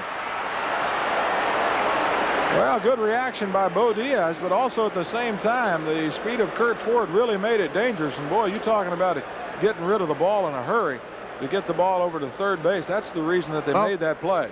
Watch the tag. Watch the tag by Kurt Stillwell. Now he stays right with Ford. Watch here now.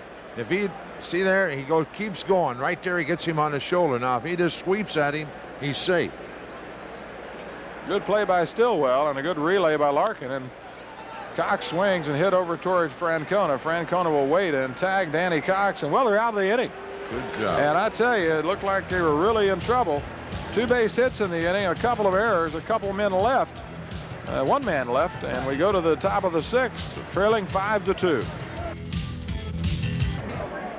Here we go to the top of the 6th inning, and the Reds trailing 5-2. Parker, Jones, and Diaz, and there's Danny Cox, who stays in the game because he's pitching well. That's a pretty good reason to have it. John, they just announced that Eric will go for X-rays in the morning on that shoulder strain. In the morning? Okay, they want to probably give it a little time, but the AC joint, folks, is if you put your finger right on top of your shoulder, you feel that little knot up there?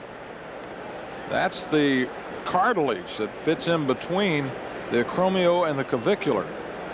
And there's a cartilage that you can damage, and that joint can get out of place. You can knock the sideways a little bit, and Cox works to Parker, and it's called a foul tip. Said he wasn't even close. And Bruce said, I heard it. Dave said I didn't do it. But Bruce usually wins out. So we'll have to wait and see exactly what the X-rays show in the morning. I know you're as concerned as we are. Well, time to get this offense going back, and Cox works inside with a fastball up and into Parker. 1 ball and 1 strike. Tracy Jones went in to replace Eric Davis, and all he wants is a chance to play. He's getting that chance. He didn't particularly want it like that. Cox misses with a ball down and away, and 2 balls and a strike. Dave 0 for 2 on the evening, hitting .277 at this at bat, and off-speed pitch hit off the end of the bat, and Ozzie Smith playing toward center field and a couple of steps behind the line, able to come up and make the play. We want to say hello to WTTE TV in Westerville, Ohio, where the general manager John Quigley and local sales manager Mike Summers take over channel 28. Here's Jones, his first appearance for the night, hitting in at .328. Cox gets the sign and ready to go to work. Breaking ball right down the middle. We also want to say hello to our Indianapolis Channel 4 TTV WTTV representatives. Elmer Snow over there is the general manager, Mike Davis program manager, and Clyde Dutton over there is the sales manager. Ball hit right back to Cox. Easy play for him. He throws on to Jack Clark. In Charleston, West Virginia, well, Channel 23 WVAH TV. General manager there is Gary Driespel, and the sales manager Bill White. Better get some Kentucky people in here. Let's mention Louisville.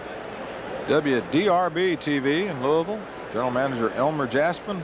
Sales manager Jerry Staggs. And promotion manager Ray Fushi.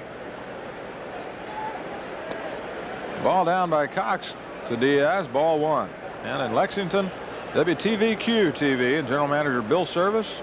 Jerry Fox is the program director, and Jeb Baker is the sales manager. We want to say hello.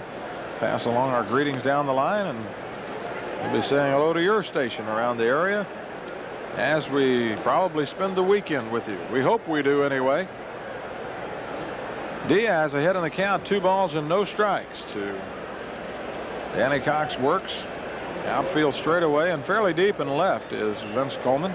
Breaking ball off the plate. Good for a strike. 1 ball and 2 balls and a strike. And Joe, that was interesting. Got behind in the count and throws him the breaking ball, so he has faith that he can get any of his pitches over. Confidence is nice to have. Ball hit in the air to center fielder Willie McGee. Circles, now comes in. Easy inning, 1-2-3 for Danny Cox. We go to the bottom of the 6th inning, and the Cardinals lead it 5-2.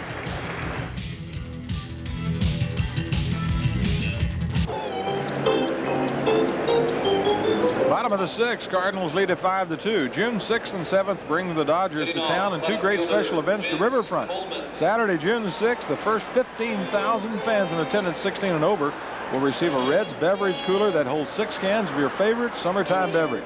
It's the Reds and Dodgers at 7:05 and Seal Test beverage cooler night, thanks to Seal Test ice cream. Sunday, June the 7th is Gatorade Watch Day. The first 15,000 fans in attendance 16 and under will receive a free Reds digital watch, thanks to Gatorade. So mark your calendar for beverage cooler night on Saturday, June 6th, and watch day on Sunday, June the 7th. Guy Hoffman back for his 2nd inning of work, and he works to Vince Coleman, who hits it in the gap in right center field, and well, nobody will get to that one. Parker up with it, back into Oster, and Oster will just have to throw it into Terry Francona, but Coleman just scampers around those bases. I'll tell you what, if you can watch him from home to third, it is exciting.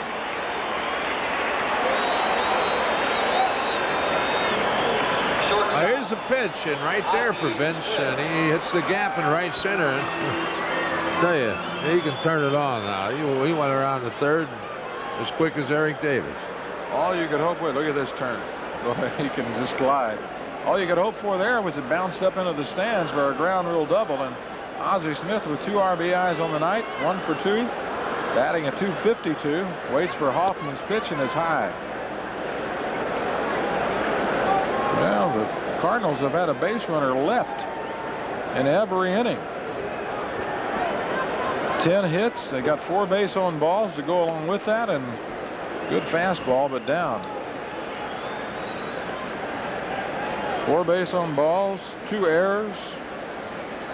One that got basically it didn't affect whether there was a runner on or not. So 14 base runners in the game so far, and threatening to be 15 as Guy Hoffman misses with another ball on the outside part of the plate, and Smith ahead in the count 3-0. He looks down to Nick Leyva to see if he's turned loose.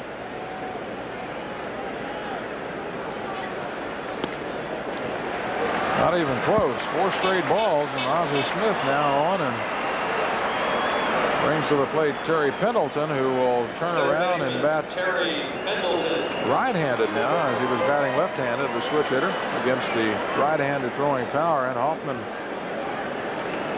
works on that baseball, trying to rub some of that shine off. Pendleton, 2 RBIs on the evening. Stands to get the game-winning RBI if the Cardinals continue to lead the rest of the game. Coleman leads at third base, and Hoffman takes a look over towards Ozzie Smith and throws it over to Francona. Wants to hold him close. Ozzie Smith will steal bases. He's stolen 7 out of 8. The infield in, and they're going to have to hurry even to get Vince Coleman, but they won't have to hurry too much now as Ronnie Oster takes charge, and all of the infielders sprint in around the mound, and well, a big out in the inning. Ozzie gets I think just a little bit better lead than Vince Coleman does. You see Ozzie with both feet on the carpet, and that's about max when you talk about leads. Well, you would think it's a one-way lead, or he just has the ability to get back. And a lot of runners, base runners like Joe Morgan, felt it was easier to steal off of a left-hander, and you can see it right in front of you. Sometimes they took that extra half step. We see right there Ozzie sidestepping, and now he's got that foot right where he wants it. Both hands on the knees, and he's just basically a one-way lead right now. They're going to give Jack Clark a chance to drive in a run here with a ground out, a sacrifice fly, base hit, and action in the bullpen. Rob Murphy goes to work down there. And Reds bullpen once again trying to hold the opposing club. Ozzie just out there getting ready to go back and not even really thinking about stealing, but you never know, he may take off. There's Murphy, M375. He's the president of that. John, a little update on Eric. They did take x-rays. They were negative, but they'll go into it more extensively tomorrow. Fastball, and Clark trying to make it an 8-2 game.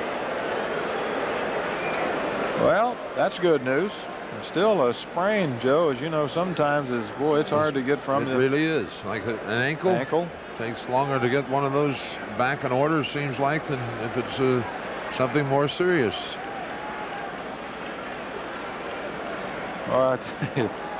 The speed of this ball club, St. Louis Cardinals, when Hoffman threw over to first base, and that's basically what Smith is trying to do, get him to throw over.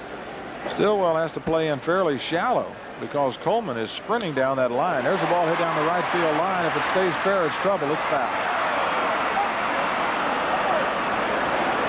Just foul.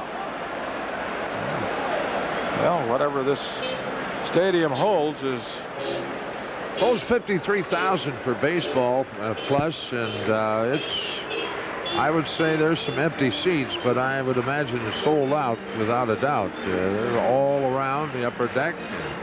Well, they're standing down around there too, Joe. Right. The walkways, they're just out past the left and right field lines. They came to see their Cardinals stay in first place. Might be those empty seats up there. Those people are standing down here. 2 balls and 2 strikes, and there goes Ozzie Smith, and well, they didn't have any intention of throwing through. And now with a full count, you wouldn't think they would walk Jack Clark. Well, I don't know if they score those stolen bases or not, Joe. They don't sometimes. We found that out down in Houston when Tom Browning went down there. And as Guy Hoffman started to go into his stretch, Jack Clark backed out, and Bruce Fremming threw up his hand. And now the infield playing in, and they're going to have to hurry if they get Coleman. He's well off the third base bag. Well, I don't know what that was, but he sure chased a very bad pitch up in the strike zone. It looked like a high hanging curveball. You don't live with that, but a good pitch. It's a strikeout, so it's a good pitch. It was a curveball, and you can see it just hangs up there, and look at that guy was going to roll that one off the cliffs of Dover. Well, you had to be careful. 3-2, and with first base open, they certainly didn't want to have to pitch to him too successfully. I mean, give him a ball that he could hit right down Broadway, and the breaking ball looked like it backed up. Good fastball by Hoffman, who has really cheated the Cardinals out of runs last inning. Tommy Herr got a base hit and went to second as Barry Larkin tried to get him at first on a ball he knocked down that they scored a hit. He went down to second base. Kurt Ford hit a base hit that Herr stopped at third base on, and the ball got by, and he went to second. Misses with a fastball slider down and in, and then at second and third, nobody out. A ball hit to third baseman Stillwell by Lake. Got Tommy Herr in a rundown, and then an unassisted Well, this is a big out right here for not only Guy Hoffman but the ball club. If he can get out of this without the 2-run scoring, then the Reds are hopefully in good shape with 3 more swings at it. Well, it certainly is, and we want to continue as Kurt Ford missed when they had the sacrifice attempt by Danny Cox. Broke too far off second. The throw to Diaz, to Larkin, over to Stillwell, nailed Ford. And just like that, there was only 1 base runner. I tell you, it was amazing. Good defense, and the Reds have proven that. Although they did get 2 errors in the inning. And well, you see Peter Edwards, 2 opposing managers contemplating what they can do with their ball club. Imagine 2 different names, Peter Edward and Dorrell Norman. That's why he wants to be called Whitey. No offense to any Dorrells out there. 1 ball and 2 strikes. You want to work him inside. Hit right at Stillwell, and a good job by Hoffman. Gets out of the inning. They start the inning off with a triple, but they leave 2. And they do not score. The Reds hang on again. They go to the 7th. They trail 5-2.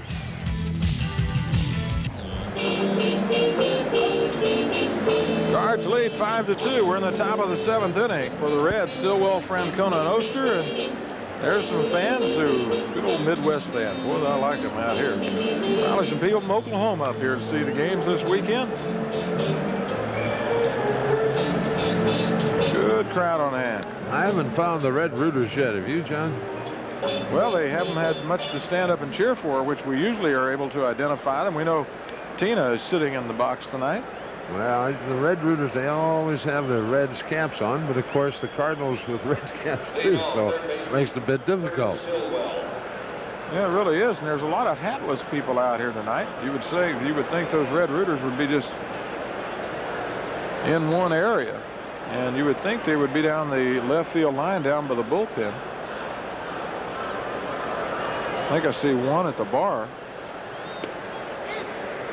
Strike to Stillwell, 1 for 2 on the evening, batting .315.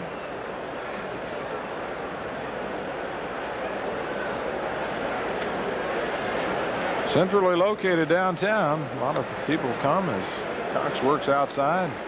Stay at the hotels right around the area here. Did you ever have the opportunity? You didn't get to the old ballpark, Sportsman's Park? No, I was up there one time, Joe, at American Legion with Anadarko Legion team outside by Cox, and saw the Dodgers play. We had a kid by the name of Gary Griffith, whose brother Darrell Griffith played for the Dodgers, played third base. Cox misses outside in 3-1, and we're in need of base runners to start this 7th inning, and Stillwell worked the count this way before and then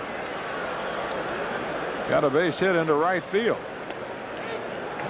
A little sinker, a breaking ball there, and got it over, and the count goes full.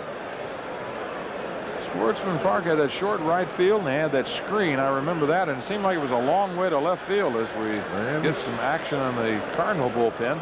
354, I think, down the line, if I'm not mistaken, and then dropped out to, I think, around 400 in left center field, but there was always seemed to be a prevailing wind in the old ballpark, and the ball carried very well over there, and Sam Musial used to tattoo that screen out in right. That? And that guy by the name of Stan Musial. Stan Musial. Stosh? And eventually they took it down. Oh, just out of the reach of Ozzie Smith. Another base hit for Kurt Stillwell. And how many multi-hit games does he have, Joe? I don't know, but he's got a whole boatload of them, and he has done one super job. Now, you can't ask any more out of a young kid than that. Didn't hit the ball hard. He hit it kind of off the end of the bat, but nevertheless, it was a pretty good pitch by Cox down and away. It looked like the ball was going away from Kurt. Might have been a changeup, but looked like it was. It hit the other pitch like that in the end to the dugout, right off the end of the bat, and well, that was just some good solid hitting. He stayed in there right on through and just got it out of the reach of Ozzie Smith. Fakes like he's going to run and steal, but he's not. Bullpen very busy. There's Bill Dolly and Ricky Horton. Basically their closer is Todd Worrell, and Dolly who was in the Reds organization not too long ago, went over to Houston, had a big year for them, and kind of drifted around. Mike Rourke goes out to the mound to talk to Danny Cox. What's he telling him, Joe? Well, I would have to think that that Mike, first of all, is giving him just a breather, and then saying, look, now let's challenge these people again. You're working behind as you did on Kurt Stillwell and got yourself into somewhat of a hole. So let's see what Danny Cox does after the visit by his pitching coach. There's old Red Shane Dees. Isn't he a beauty? There's a heck of a guy. Bill Dolly was at Chicago in the American League last year, was 0-7. There's the redhead, former skipper. Hit in the air to right field, not deep enough. Kurt Stillwell taking off, has to go back to first base as Ford makes the play. Dolly 0-3 this year, so second baseman lost at least 10 in a row over the period of 2 years. But the Cardinals got him back here. 6'4", 240 pounder from Norwich, Connecticut. Actually, Cardinals traded for him in December. Fred Manrick, an infielder. 4 years in the big leagues, Cincinnati and Houston, and then Chicago. And here's Ronnie Oster, a ground rule double, and it was a freaky one to say the least. Hit off the fist. This one's hit off down towards the barrel, but pulled foul. Hit down the line and then kicked left and rolled underneath the stands where there's a little opening. It was good for an RBI double. Cardinals have left 9 men on base. The Reds just 3. There's a ball hit well in the left field. Coleman now has to stutter step back and make the play and hit hard, but right at Coleman. Now the attendance tonight, John, paid $46,434, and overall they got $48,288 in the old Ball Orchard. That puts them over the 32,000 average. There you see Busch Memorial Stadium.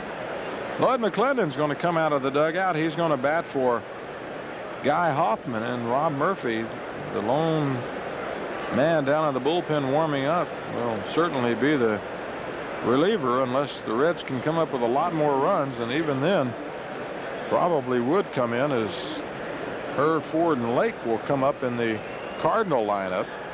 Bullpen's still busy, and there you see Mike Rourke. He called down to Dave Ricketts, and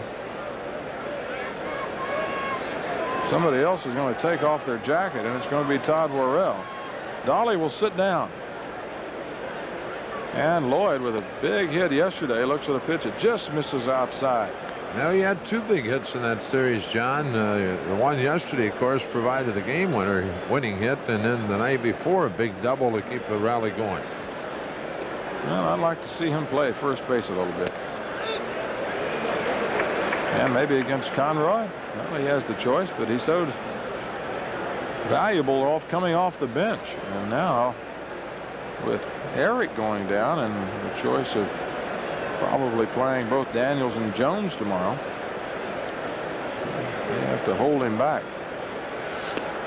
Another good pitch on the outside part of the plate, and Lloyd didn't pick that up too well. Looked like a ball and 2 strikes. 2 outs here. We're in the top of the 7th inning. St. Louis, where we look at a couple of finals coming in. Atlanta beat up on Pittsburgh 9-3 tonight. Minnesota beat Boston 3-1. Ball down and away and in the dirt, a breaking ball. Philadelphia beats San Diego. Seems like everybody does, except the Reds sometime. Chicago leads Houston 3-1. They're in the 8th, and Yankees and Seattle just getting started. Detroit beats Cleveland tonight 4-3, and Montreal beats LA 6-3. New York over San Francisco 8-3 in the 9th, and breaking ball just misses again, and the count goes full. Milwaukee, well, they're leading Kansas City. They're trying to get that losing streak over. Here in St. Louis, the Reds are trailing 5-2. Jay Tibbs beat Valenzuela up there in Montreal. Popped in the air. Herr Clark. Herr now calls Clark off and makes the play. One hit in the inning. They leave him. They do not score. And so we go to the bottom of the 7th inning with the Cardinals leading it 5-2.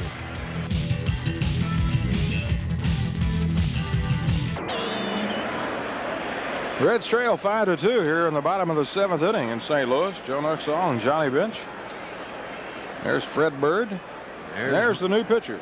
Murph doing his thing behind the mound with the rosin bag. For Murphy, this will be his 20th appearance of the year. He ties Ron Robinson now for appearances. Won 3 and lost 1 with a 129 earned run average.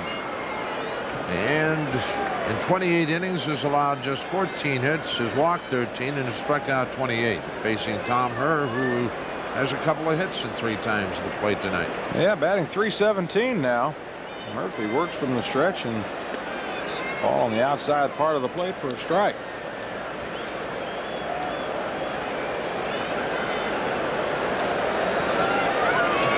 Well, a little bit of action in the bullpen. Whether they'd use him or not, I guess, depends on if the first 2 or 3 men get on the bag here. Outside with a ball. 2 balls and a strike. There you see Kurt Ford. He waits on deck. Steve Lake will follow him, and then the pitcher Danny Cox. Whatever Whitey wants to do, but he's got somebody up. Maybe just getting some throwing in, and Murphy throwing hard, but up and away, and Tommy Herr takes ball 3. Games, well, league leadership. It's Bevecki, Robinson, and now Murphy. Ball hit down the right field line. That looks like trouble. Can Parker get over there in time? Yes. Running grab by Dave Parker, who had him shaded just a little bit that way.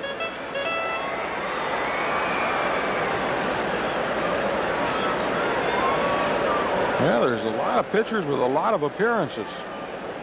Murphy, Robinson, Bevecki, we mentioned them with 20. Tekulve with 19. He had a chance to go in there tonight. And Lefferts from St. Clair, and Williams with 18. And, well, actually 19 for Frankie. They got to hurry. Good throw by Larkin gets Kurt Ford. So Frank Williams, if you want to talk about a ball club having trouble with their starting rotation, well, that's the Cincinnati Reds. Frankie Williams has been in 19 ball games. Rob Murphy 20, and Ron Robinson has been in 20. But Pete's used them very effectively. Only 1/3 of an inning, 2 innings, but they've been back and doing it every day. Ball popped up behind the plate. That'll land out here in foul territory. But the thing is, you have to have a stretch of good starts by the starters. There's no other way to look at it, and you just really wait and hope that this will happen. But his relievers can go just so long at the pace they're going, and then things will break down. 1-2-3 inning for Rob Murphy, and we go into the 8th inning. We need 3 to tie and 4 to go ahead. we lose 5-2 at this point. We're back here as we go into the top of the 8th, and coming back in. Golly, look at it. Look at any cute. I mean, we may have to give away day sometime for Marty. So nice to be back with you again. Well, we need help at this point. Well, it's been a bad night. Davis goes down. Another poor starting performance. The Reds down by 3, but trying to rally here as they have for numerous occasions this season, as a pitch is swung on by Daniels, and it's out of play. It's been a worse night now. I'm just knocked over a soft drink. It's a real bad Welcome night. back. Well, we don't need those papers anymore. No, anyway. we certainly don't. Thank goodness you get them Marty, each game. We mentioned some of our affiliates, not all of them yet. We haven't even mentioned the Equitable Old Timers game, which is Sunday, of which you will be a part of. I might add. Tommy Helms. We're going to film a little bit of that. I may wear a mic, and so we can get all the laughs at each other. Trying to get out there, and of all things, I was out there trying to warm up in case Brock tried to steal. Yeah. And Pete just immediately said he will steal. I guess his memory is not quite that long, huh? No, apparently not. It's going to be a good afternoon. It'll be the 67 St. Louis Cardinals against the 67 Equitable All-Stars. And, of course, we'll have an Equitable All-Star game at Riverfront on June the 13th prior to a night game with the Atlanta Braves. It'd be good to see the old 67 Cardinals. They were a great ball club. I got to play against a lot of them as I came up at the end of that year. Daniels gone. Chased a breaking pitch that sort of like Jack Clark did, that never got into the strike zone. Stayed up, and there you can see Shortstop, Barry Cal Larkin. very upset, getting ready to bang that handle down, but he thought better of it because that bat's been pretty good to him. I wouldn't break it right now. And only the third strikeout in the game, and Danny Cox, one of the few guys, and it's been about 8 years since Jim Cott did it, to go through a game without walking anybody and without striking anybody out. Well, he has the only Cardinal complete game that their starters have registered this season, and he's 5 outs away from making it number 2 on the year. Larkin retired by Tommy Hurd, 2 out. Hey, one thing, Marty, you look at the size of Danny Cox, and you don't think you can ever tire this man out. Right fielder Dave Parker. He is a very, very well put together young man. It was only a few years ago that, I think during the World Series that brother-in-law was giving his sister problems. They have a little abuse, little physical abuse. Danny went down to Georgia and straightened things out very quickly. Certainly did. Punched his lights out, got back on the plane, said this ain't going to happen anymore, I'm sure of that, and came on back and played baseball.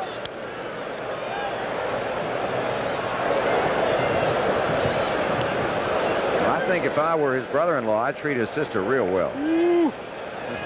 He'd get somebody's attention real quick. And Danny Cox is had all of Dave Parker's attention tonight at 0 for 4. They got 0 for 3.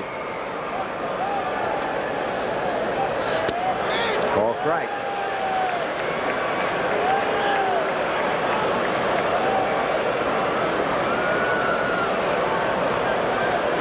Got just a good enough fastball to keep you honest. Sometimes I think that you can sit on the breaking ball and adjust to the fastball. That's the breaking ball I was talking about. 1 ball, 2 strikes on Parker.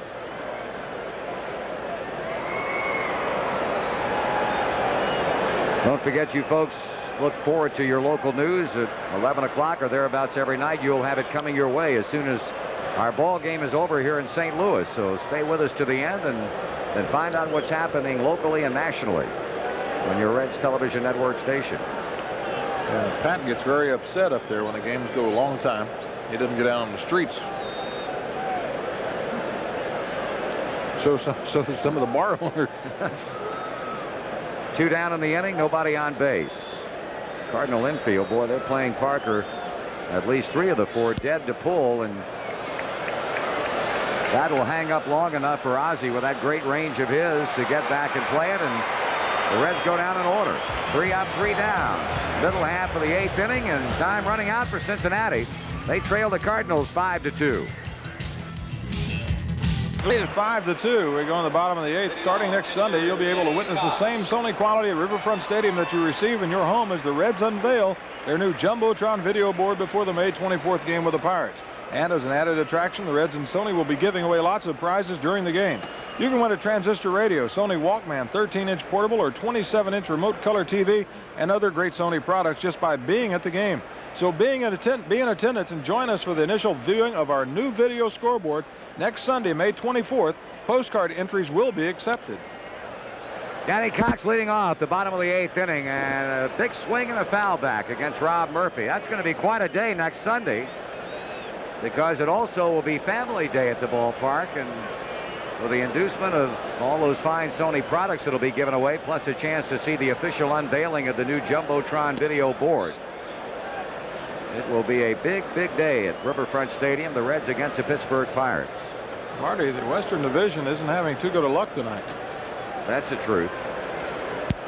This is a kind of night when you really want to win. You got a chance to open up just a little bit of daylight, and that's something that neither the Reds nor the Giants have had the luxury of since this thing has evolved into one or the other over a period of about 3 weeks. And the Reds are going to maintain a 1-game lead unless they can come back in the 9th inning, because the Mets have beaten the Giants. 2-2. And the Cardinals are saying we need to win this one to stay in pace with the Chicago Cubs. That's right, because they're up in the 8th inning in Houston, 3-1.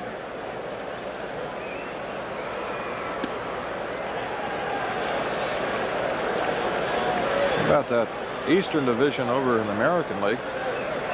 Milwaukee now in 2nd place. First chance for Tracy Jones since replacing Eric Davis. And we'll pause 5 seconds again for station identification on the Cincinnati Reds television network. You're watching the Indiana sports station, WTTB, Channel 4. Vince Coleman with the Reds trailing 5-2 in the 8th inning, 1 out into the Cardinal 8th. You talk about the American League East, boy, all 4 divisions in Major League Baseball are very, very tight at the moment. Well, the farthest back is San Francisco. They're That's 1 right. game back in 2nd place. Half a game for Kansas City, half a game for Milwaukee, and there's Toronto. They're a game back, and of course in our division it's something else. I mean, the Cardinals division, the last place team, Philadelphia, as bad as they are, is only 6.5 games back. Yeah, you compare that with the plight of the San Diego Padres, last in the West. They are 15 games out, but they have the worst record in Major League Baseball after the loss tonight. The Pods are 8-29. We'll take a look at the updated Eastern Division standings. That is how it is as we speak. And we'll check out the West and how that looks in just a moment. 2-1 on Coleman. You see the 1-game lead the Reds have, which they would like to add to, but it would take a big 9th inning for them to do it. Houston, L.A., Atlanta, and the woeful Pods.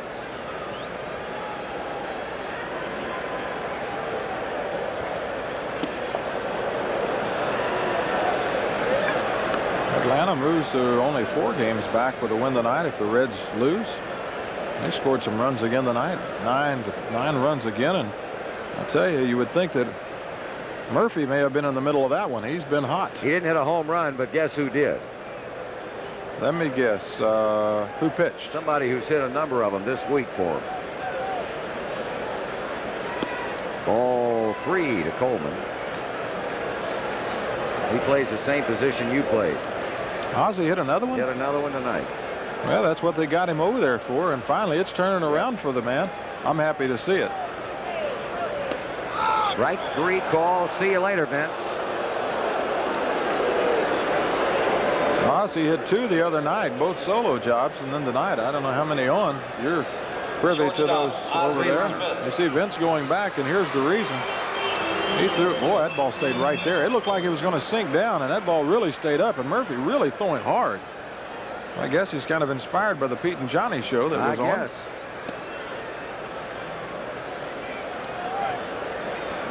Ozzie Smith, he's been right smack in the middle of things for the Cardinals tonight. A 2-run single. He's had 2 walks, a stolen base.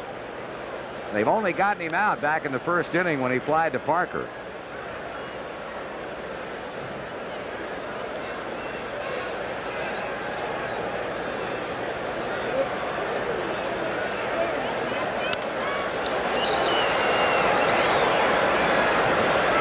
Francona draws a bead, and the inning is over. So Rob Murphy continues to pitch well. And we go to the 9th inning. The Reds would like to enjoy tonight what they did last night, trailing as they are at the end of 8, 5-2. Well, we've come to the 9th inning, and the Reds still trail 5-2. Annie Cox, he's had only 1 weak moment tonight. That was back in the 5th inning when the Reds scored twice against him. But by that time, St. Louis had built up a lead of 5-0. Those 5 runs all come in at the expense of starter Ted Power. Once again, the bullpen has excelled in this one, as Williams, Hoffman, and Murphy have combined to pitch 4 1/3 innings of 3-hit shutout baseball. But the Reds have not been able to do anything since the 5th. In fact, they've only had 1 hit over the last 3 innings, a single in the 7th by Kurt Stillwell. And Tracy Jones starts off the 9th inning with a ground out to Terry Pendleton. 1 away.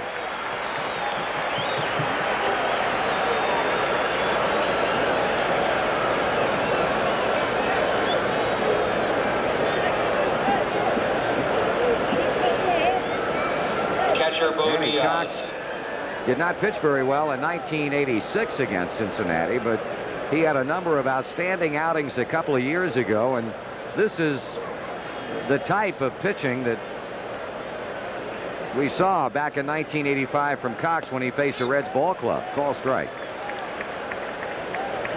Sometimes you wonder about a pitcher. Danny 10-5 at night and 2-8 in the daytime. There goes Ozzie again.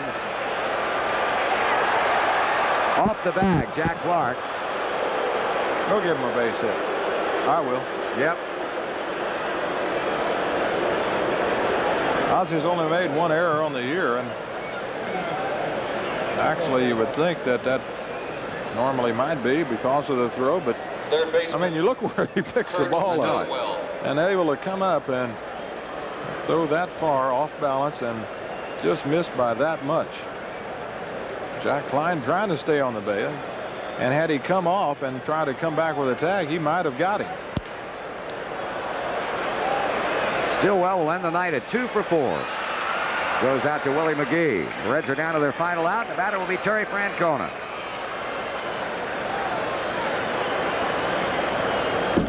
First baseman. Single Terry back in the fifth. He came in to score. Sandwich on each side. A ground out to second and a fly ball to right.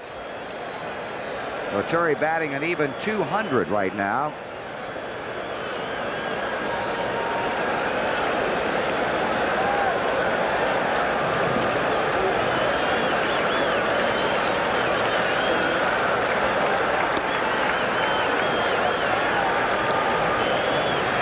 They'll get John Franco up in the bullpen just in the event.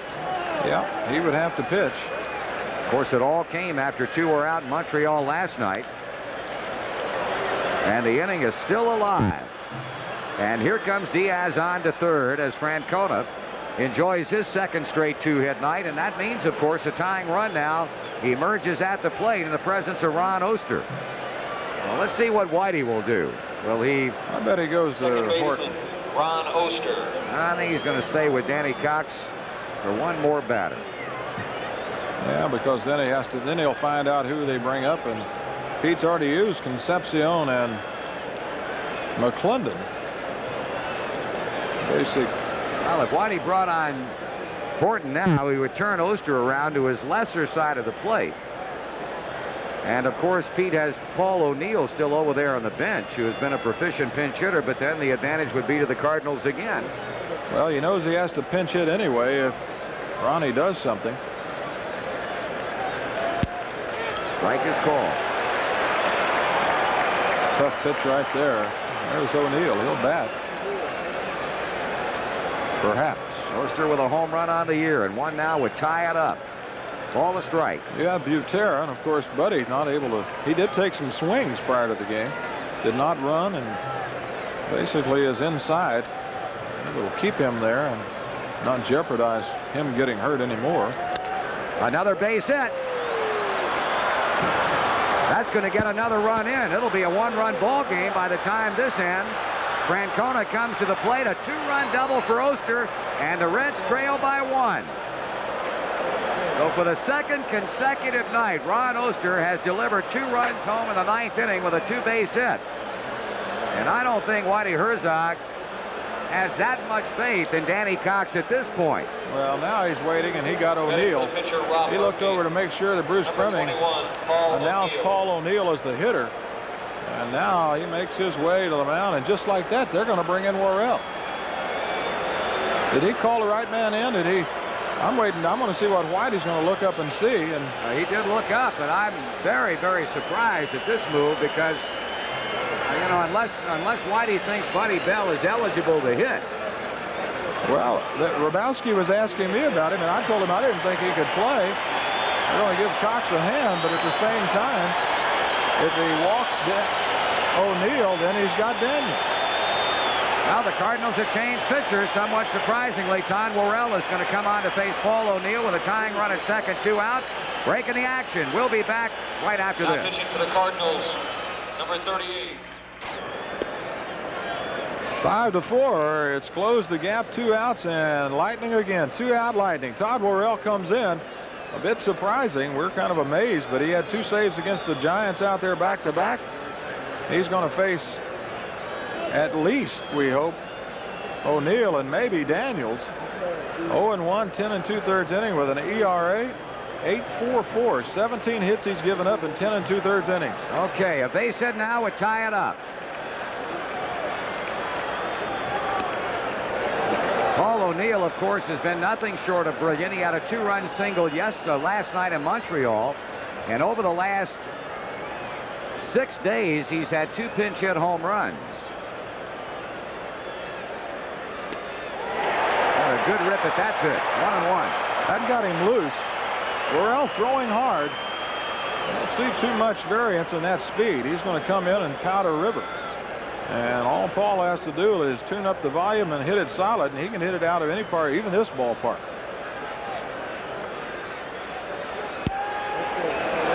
Ooh. Just missed, and I would hope right now that they check and make sure they got a Giamatti ball.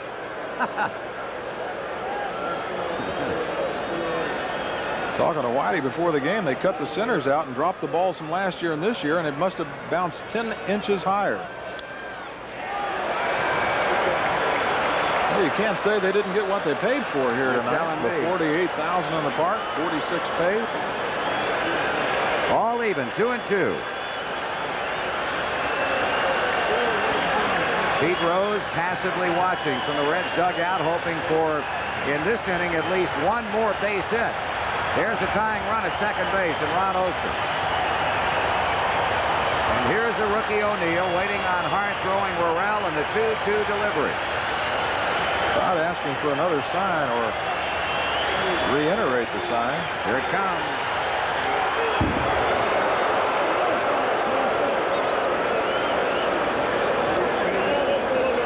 The ups and downs of a relief pitcher. You think last year what Todd Worrell did, as you look at Whitey Herzog, the fireman of the year in the National League, and has lived hard this season, but trying for a little taste of glory here tonight.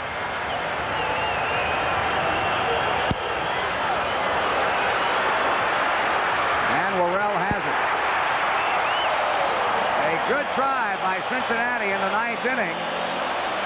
But the last inning magic, which has become so prevalent, fails them here in the series opener in St. Louis. They come within 1 on the 2-run double by Ron Oster, but that's the way it ends as the Cardinals win it. Final score 5-4. We'll be back right after this.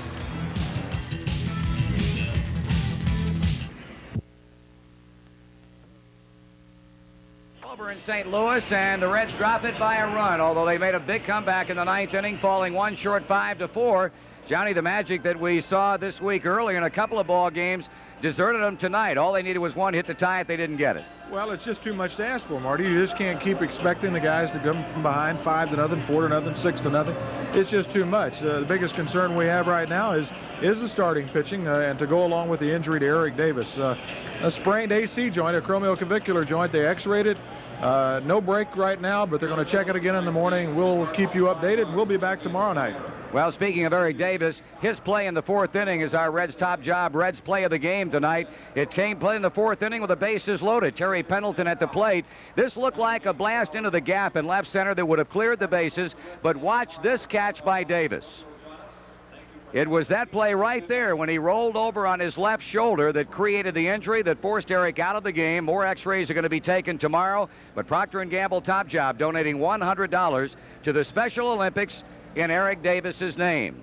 With the loss, the Reds still maintain 1-game lead over the San Francisco Giants in the West. Everybody else loses, and the Reds had to go and lose too. Well, we found something good out about it. I mean, that's about all we can say about tonight's game. Another big comeback, but we need to get the hitting going a little bit earlier.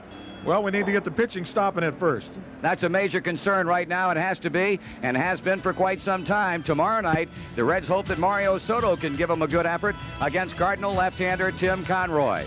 Once again, the final score from Busch Stadium, the Cardinals 5 and the Reds 4. For Johnny Bench and for Joe Nuxhall, this is Marty Brennaman saying so long, everybody.